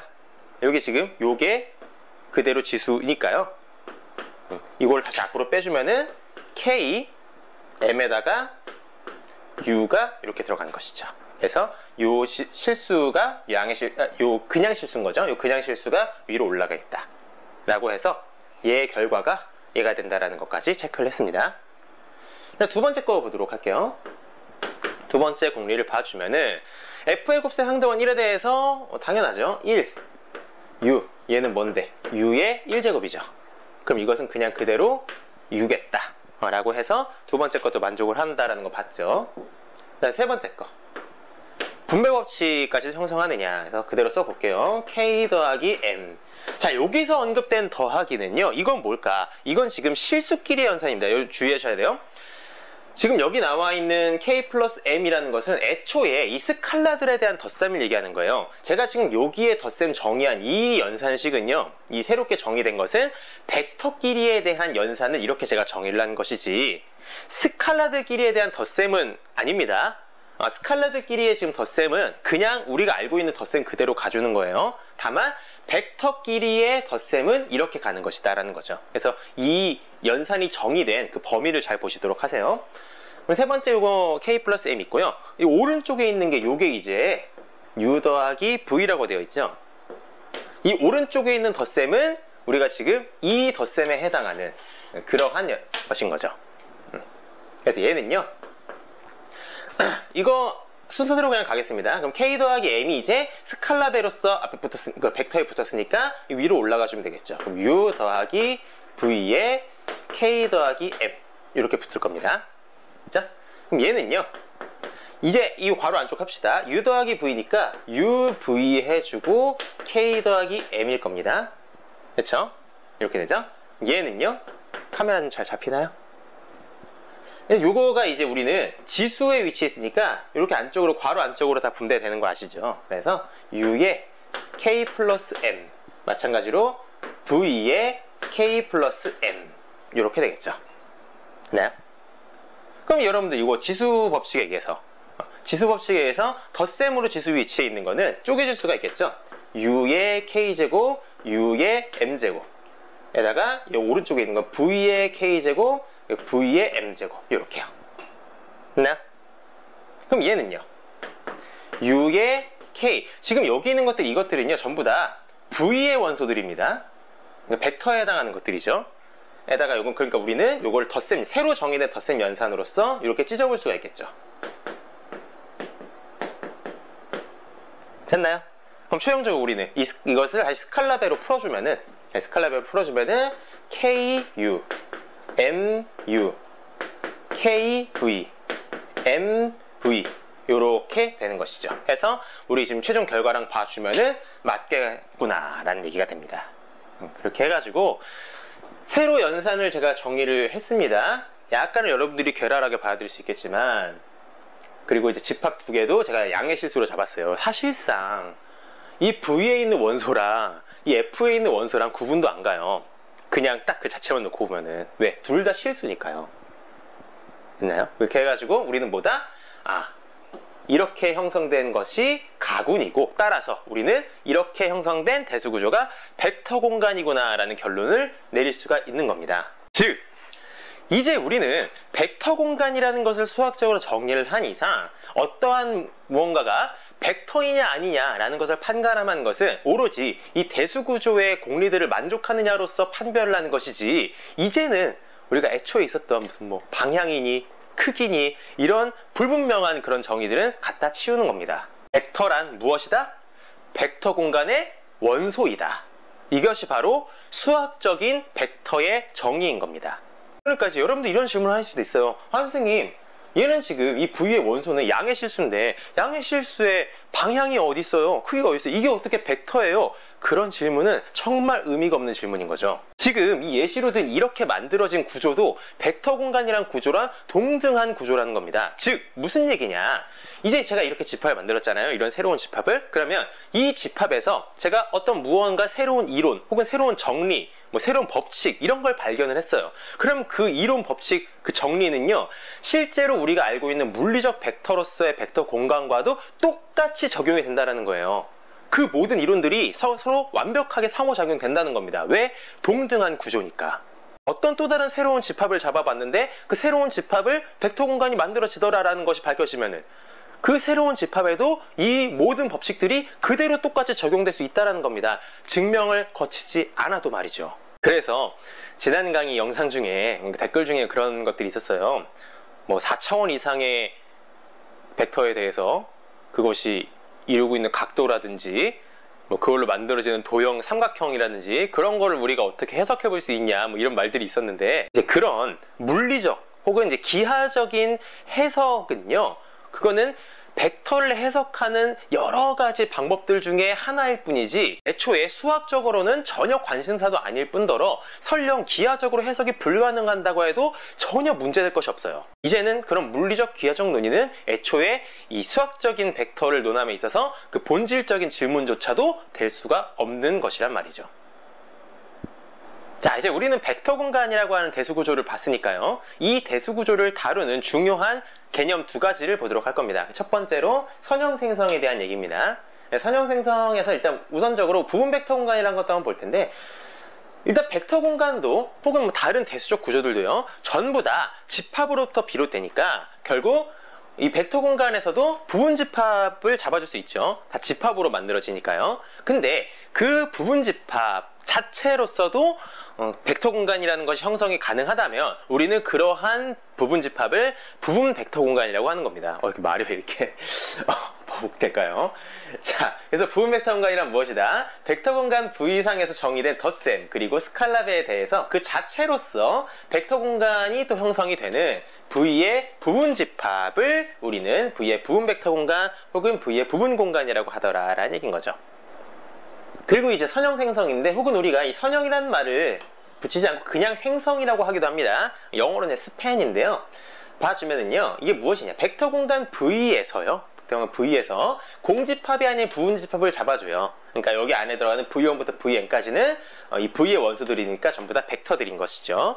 그래서 이것에 이 내의 원소들이자 벡터들의 가능한 모든 선형결합으로서 이루어진, 선형결합이라는 건 무엇인지 우리가 배웠죠. 선형결합으로 이루어진 V의 부분 벡터 공간을 우리는 S의 생성인 스팬이라고 하더라. 선형 생성이란 말은 선형은 붙이기도 하고 안 붙이기도 합니다. 그래서 스팬 S라고 써주면은 S의 선형 생성 혹은 생성이다. 그래서 그 정의를 봐주면은 이렇게 된다는 것인데, 다시 말하자면 무엇이다? 선형결합으로 만들 수 있는 모든 것입니다. 이 안에 있는 원소들의 선형결합이요.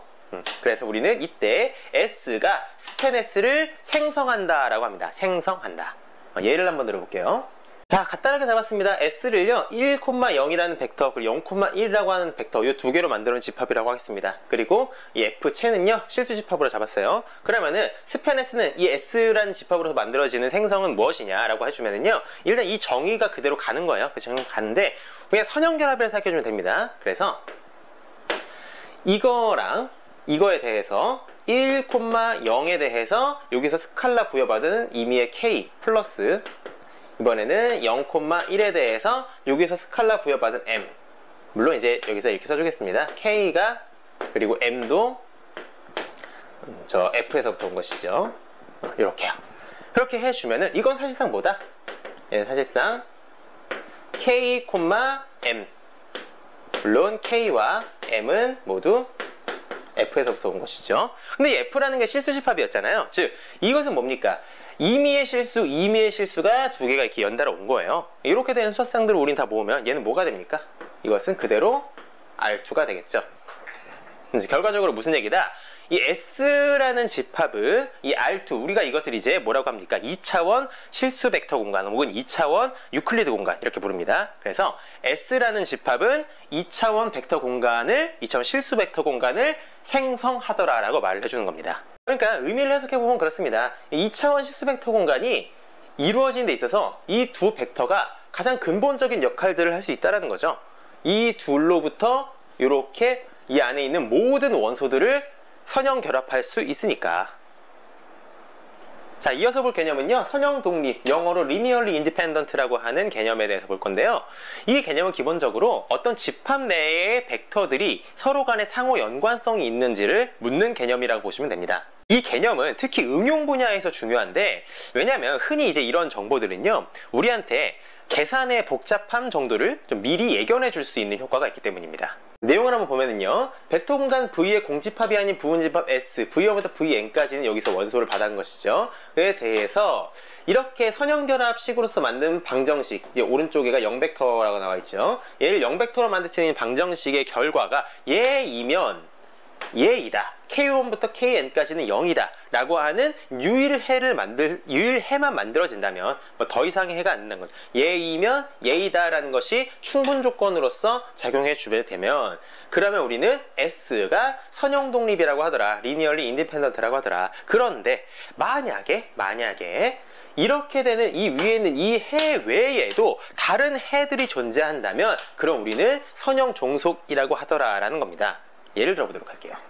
자, S라는 집합에 이렇게 세 개의 벡터가 있다고 해보겠습니다. 그랬었을 때 저기 이제 나온 것처럼 식을 짜보겠습니다. K1에다가 1,0 플러스 K2에다가 0,1 플러스 K3에다가 1,1, 이 결과가 0벡터가 되게 하는 얘라는 식이 만족하게 되면요, 그러면은 K1은, K2는, K3는 일단 당연히 얘네가 모두 다 0이면은 0이다 곱해지게 되면 이건 당연히 식이 성립하잖아요. 그렇죠? 그런데 실제로 이렇게 식을 만족하는 해가 이것밖에 없나요? 아니죠.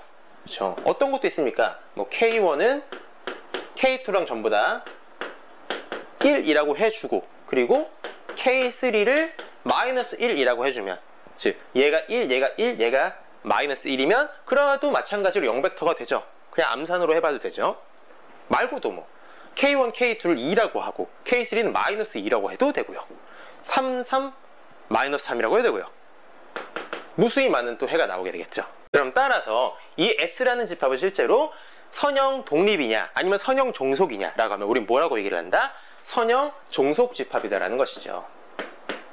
자, 이번에는 아까 했었던 집합을 그냥 그대로 다시 소환해 볼게요. 그래서 S2라는 집합은 1,0이랑 0,1 이렇게 두 개의 벡터를 원소로 가는 집합입니다. 자, 그렇게 잡아주면은요, K1에 여기 1,0이랑 K2에 0,1이랑 요 연산 결과 0벡터가 나오게 해주려면 어떻게 되는 수밖에 없습니까? 얘는 첫 번째 성분에밖에 관여 못하고 얘는 두 번째 성분에밖에 관여를 못하니까 이 둘 다 0벡터를 만들어주는 수밖에 없는 것이죠. 따라서 이 결과는 K1은 K2는 0이다라고 하는 유일한 해밖에 만들지 못합니다. 이렇게 만들어진 해를 우린 자명의 트리비얼 솔루션이라고 얘기를 하는데, 따라서 이 S2라는 집합은 선형 독립인 것이죠.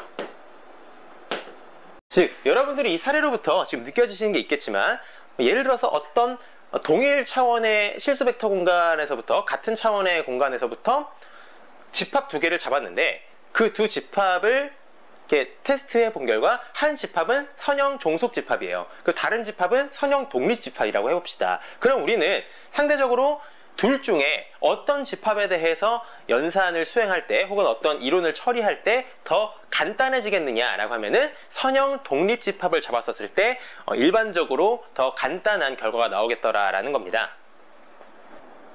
자, 우린 전 챕터에서 벡터 공간과 벡터에 대해서 보았고요. 그런데 벡터 공간은 사실은 벡터라는 것의 본질을 설명함에 있어서는 미완인 부분이 있었더라. 바로 이 벡터의 크기에 해당하는 내용이 누락되어 있다는 것이죠.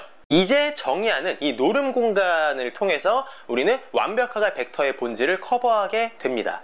자, 그러면 왜 이렇게 따로 노름 공간이라는 것을 두는 것이냐? 애초에 기본적인 벡터 공간의 구조에다가 심지 않고 고스톱 치고 섰다 하려고 노름 공간을 둔 것입니까?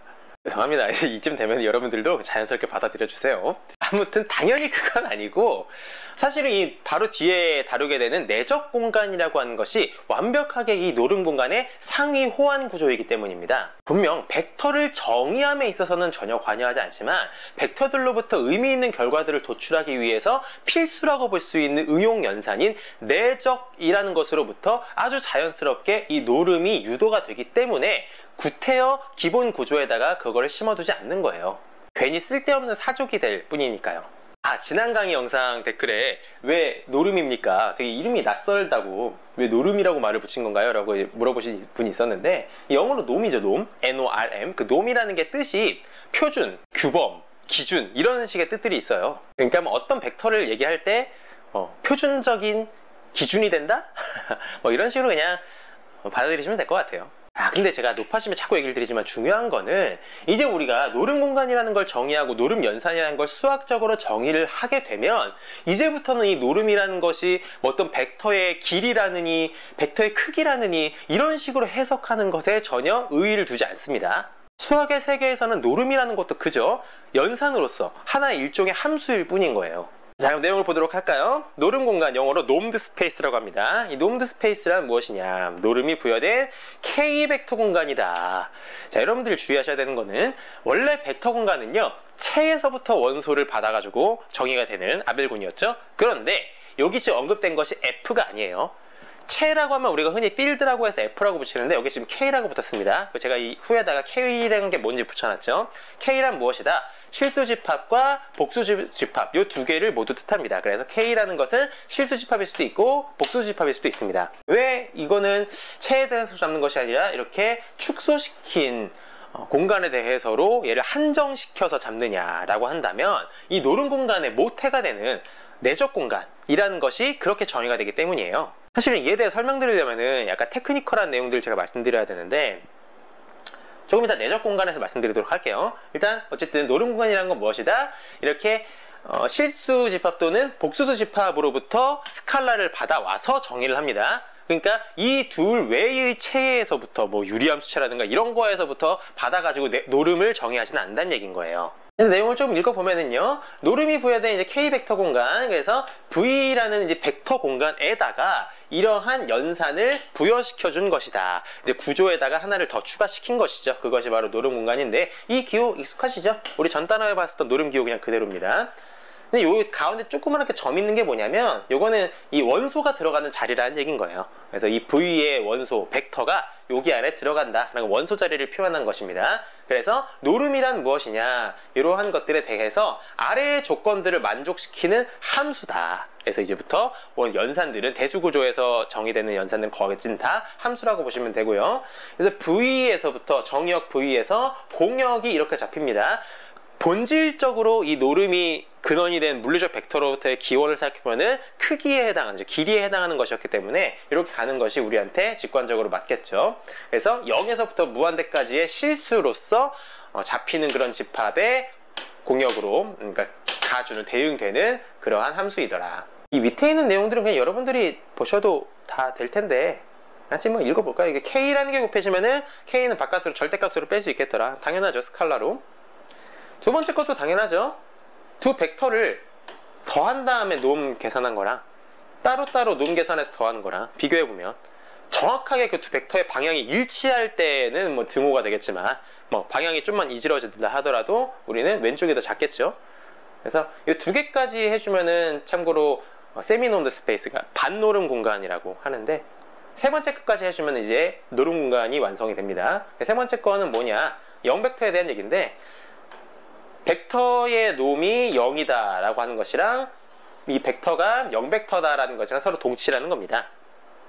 그래서 이러한 공리들을 만족해주는 그런 공간을 우리는 노름 공간이라고 하고요. 제가 따로 이 노름의 산식을 계산하는 방법을 적진 않았어요. 그냥 여러분들이 전 단원에서 봤었던 그런 방식으로 일단 하시면 되고, 이 복소 공간에 대한 얘기는 나중에 제가 복소수체에 대한 벡터도 다룰 거니까 그건 그때 가서 하도록 하죠. 그냥 여러분들이 일단 당장에 연산 산식을 알고 있는 산식대로 진행해 주시면 됩니다.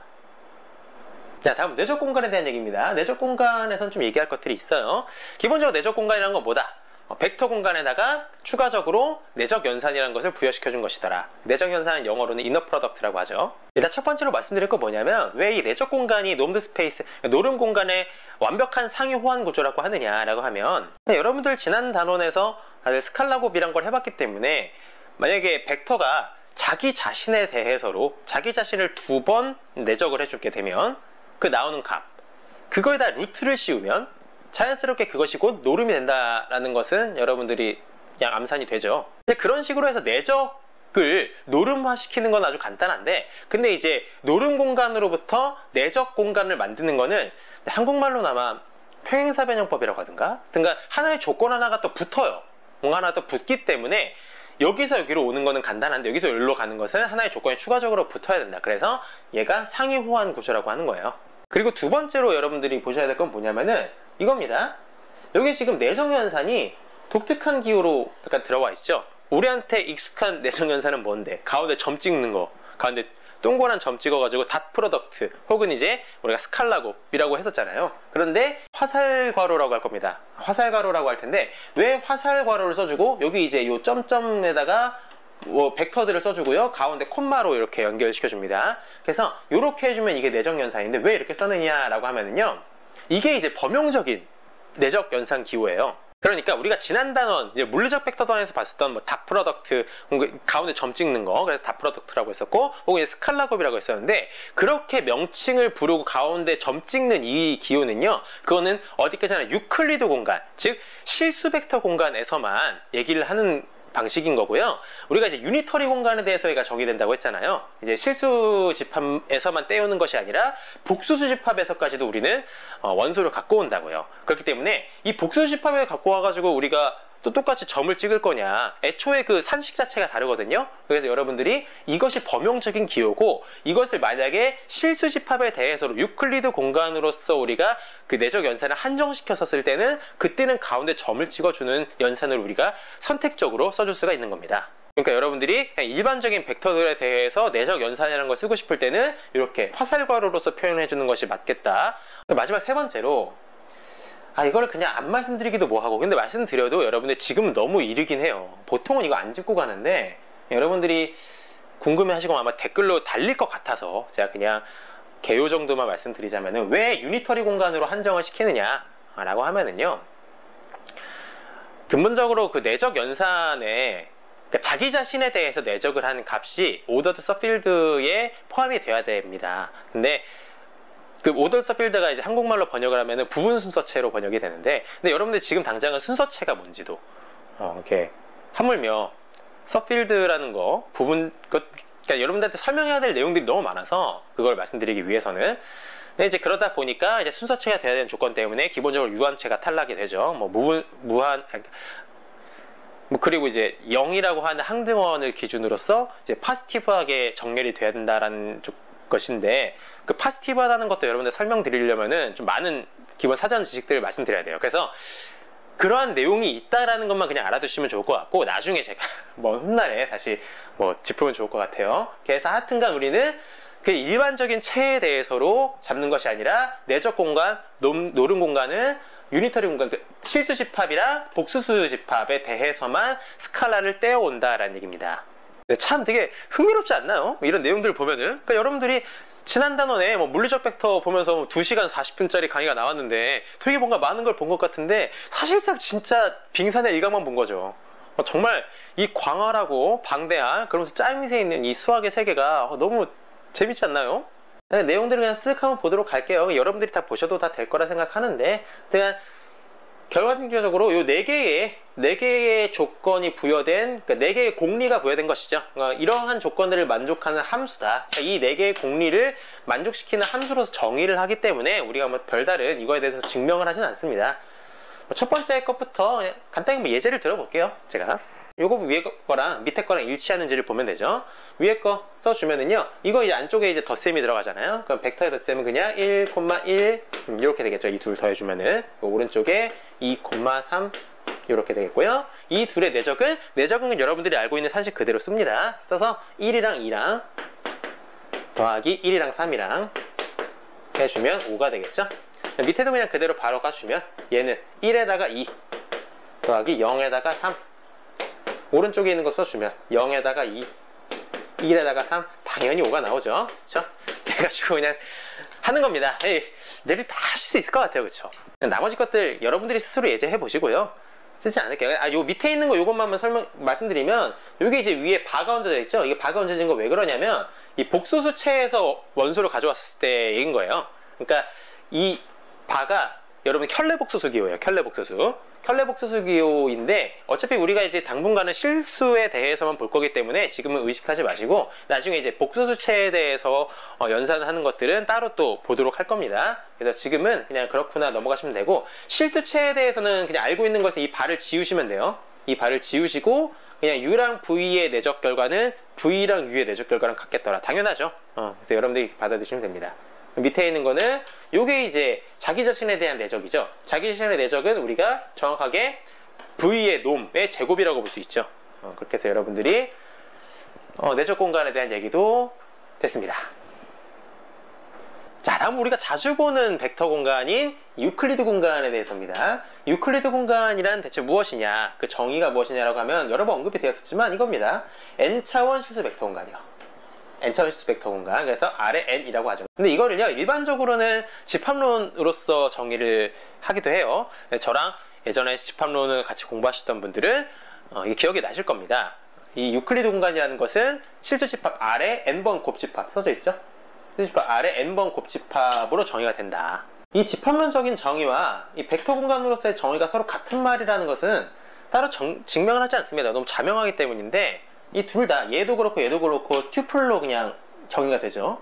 튜플이라는 건 뭐냐면은 괄호랑 콤마로서 순서 있게 열거시킨 것을 튜플이라고 해요. 그러니까 여러분들 잘 알고 계신 순서쌍이라고 하는 것은 2열짜리 튜플인 겁니다. 그리고 참고로 앞서 말씀드렸다시피 이 유클리드 공간 위에서 정의된 내적을 이제 이렇게 정의를 해주면서 가운데 점을 찍어주는 방식으로도 우리가 정의를 한다는 것이죠. 그럼 이제 우리는 이것을 점곱 또는 스칼라곱이라고 부를 수도 있는 겁니다. 자, 오늘 학습할 내용의 마지막으로 우리는 차원이라는 것에 대해서 조명해 보고자 합니다. 이제 이 차원, 영어로 디멘션이라고 하는 단어는 현대인으로서는 누구에게나 익숙한 단어가 되어버렸죠. 근데 길 가는 분 그냥 아무나 붙잡고 차원이 뭔가요? 라고 이제 물어보면 뭐라고 할까요?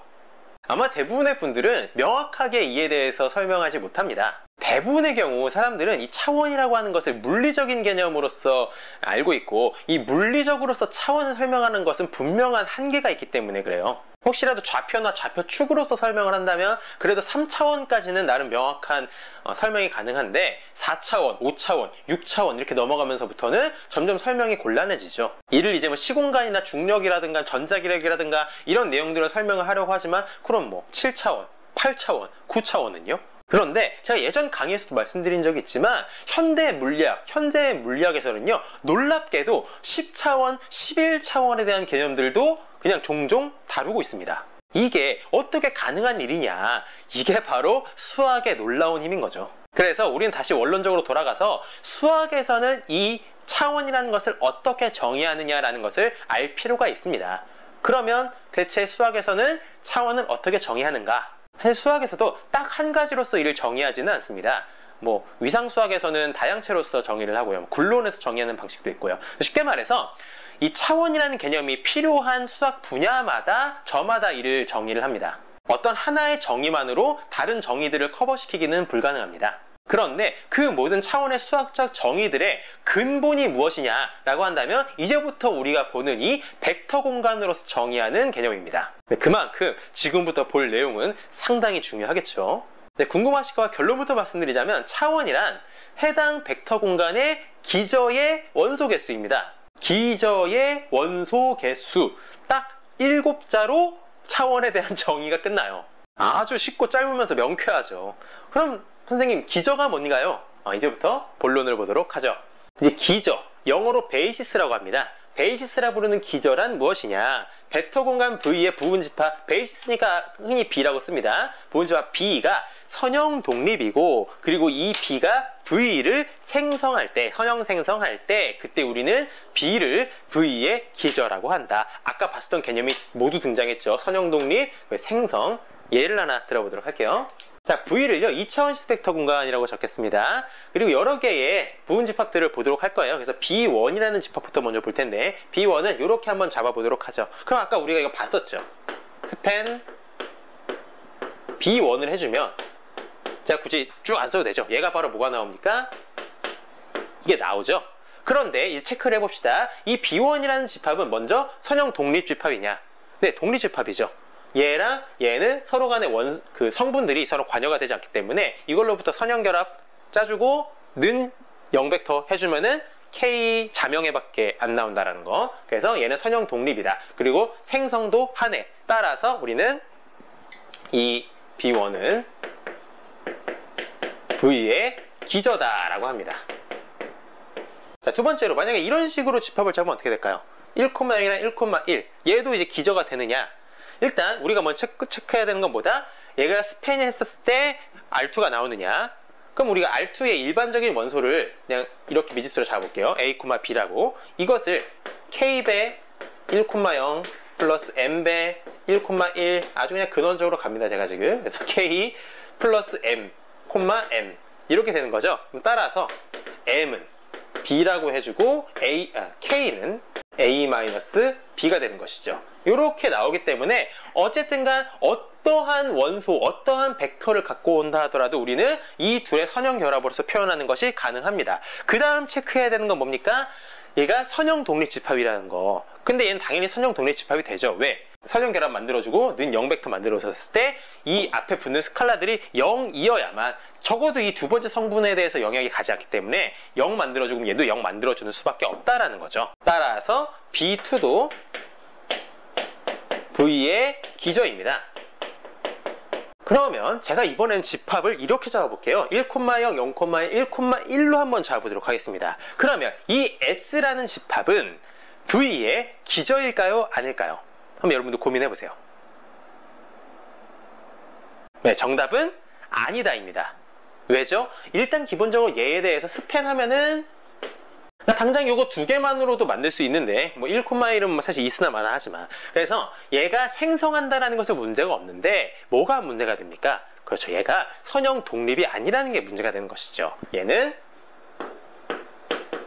선형 종속이죠. 따라서 S는 V의 기저가 아니다. 자, 그럼 이제 기저에 대해서는 무엇인지 아시겠죠? 이 두 개의 조건을 만족하는 것을 우리는 기저라고 합니다. 우리 다시 이제 차원을 보겠습니다.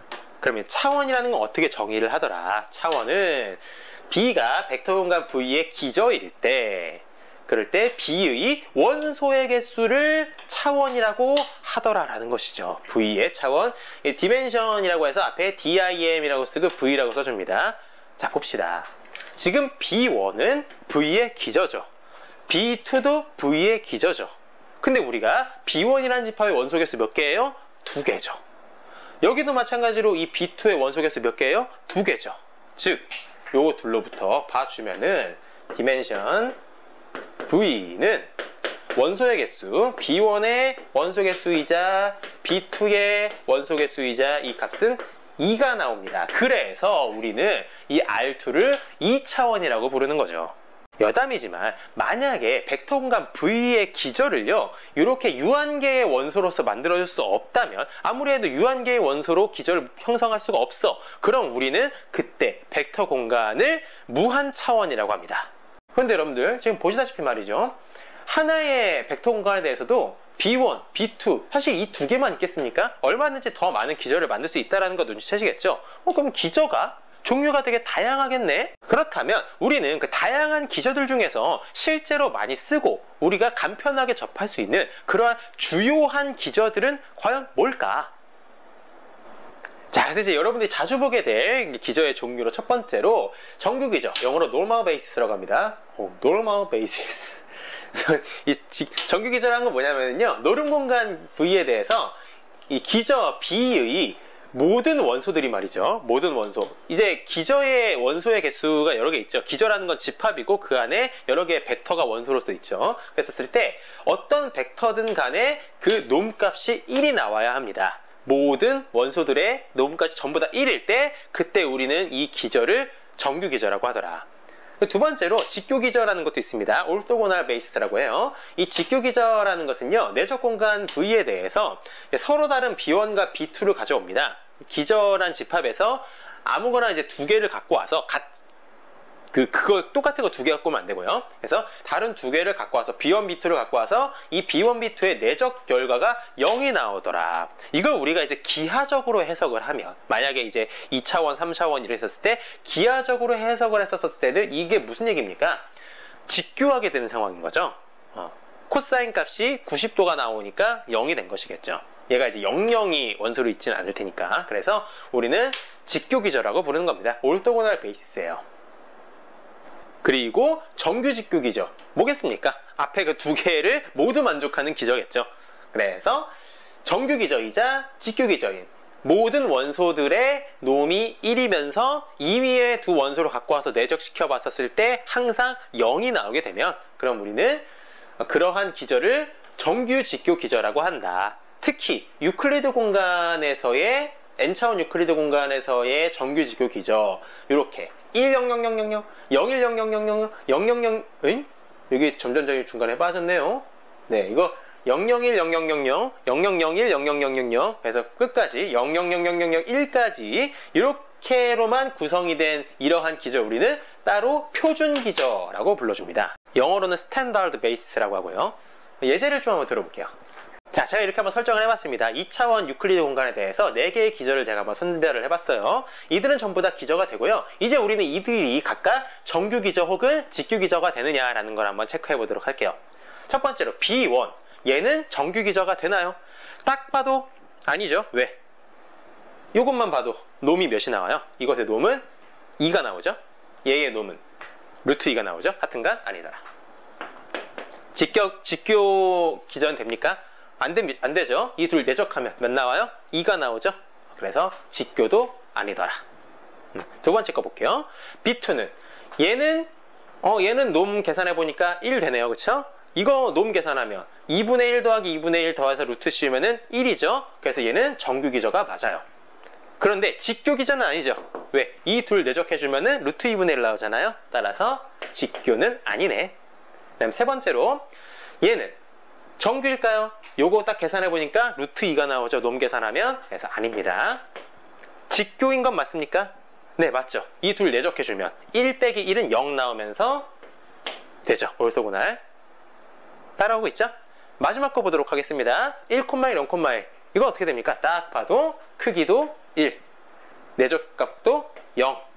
따라서 우리는 지금 얘가 유클리드 공간이었잖아요. 2차원 유클리드 공간이기 때문에 이것을 별도로 표준 기저라고도 한다. 제가 이 말을 빼놓을 뻔했네요. 그러면은 하나의 벡터 공간에 대해서 여러 개의 기저가 잡힐 텐데 그 여러 개의 기저들 중에서 기왕이면은 정규 기저 혹은 직교 기저가 편할 것이고, 더 좋은 건 뭡니까? 정규 직교 기저인 게 가장 편하겠죠. 지금 보시다시피 B1부터 B4 중에서 B4가 가장 직관적으로도 와닿으면서 연산도 편하고 이게 가장 처리하기 좋을 거 아닙니까? 그럼 여러분들이 어떤 벡터 공간이 있어요. 어떤 벡터 공간의 뭐 차원을 알고 싶은 것이든 하여튼간 파악을 하기 위해서 기저라는 것을 억지로 하나 만들었어요. 근데 그 기저가 처음부터 땡하고 이렇게 정규 직교 기저로 만들어질 일은 많지는 않겠죠. 근데 우리가 이렇게 아무렇게나 만들어진 기저를 일련의 과정을 통해서 정규 직교 기저로서 아주 간단하게 만들어질 수 있느냐, 그러한 과정이라는 것도 존재합니다. 그래서 이후에 저랑 그걸 또 해보게 될 거예요. 재밌을 겁니다. 궁금하지 않나요? 아무런 기전을 딱 잡아줬는데 그거를 1년의 과정, 동일한 과정을 딱 겪어주고 나면은 아주 간단한 기저가 만들어지면서 이 벡터 공간이 파괴된다는 것이죠. 그런 것도 이후에 저랑 보도록 할 겁니다. 이렇게 해서 오늘 내용이 끝났어요. 이제 과제를 한번 보도록 합시다. 자, 오늘 나간 과제에 대한 프리뷰를 해보는 시간을 갖도록 하겠습니다. 여러분들한테 과제에 힌트를 드리는 시간이기도 하죠. 첫 번째로 오늘 여러 대수구조들을 초반에 언급을 했었습니다. 그 대수구조들의 포함관계라든가 상호 이제 작용하는 그런 관계들을 나름대로 여러분들이 관계도로서 표현해 보시길 바래요. 맵을 한번 쫙 그려보시면 한번 도움이 좀 많이 되실 겁니다. 두 번째로요. 이제 벡터 공간인지 아닌지를 판별하시오라고 했습니다. 그래서 제가 아까 그 벡터 공간이라는 것을 확인해 보는 사례를 제가 괴랄한 그런 연산을 잡아가지고 보였었죠. 그런 식으로 거기에 쫙 열거되어 있는 공리들에 대해서 각각 체크를 해보면 됩니다.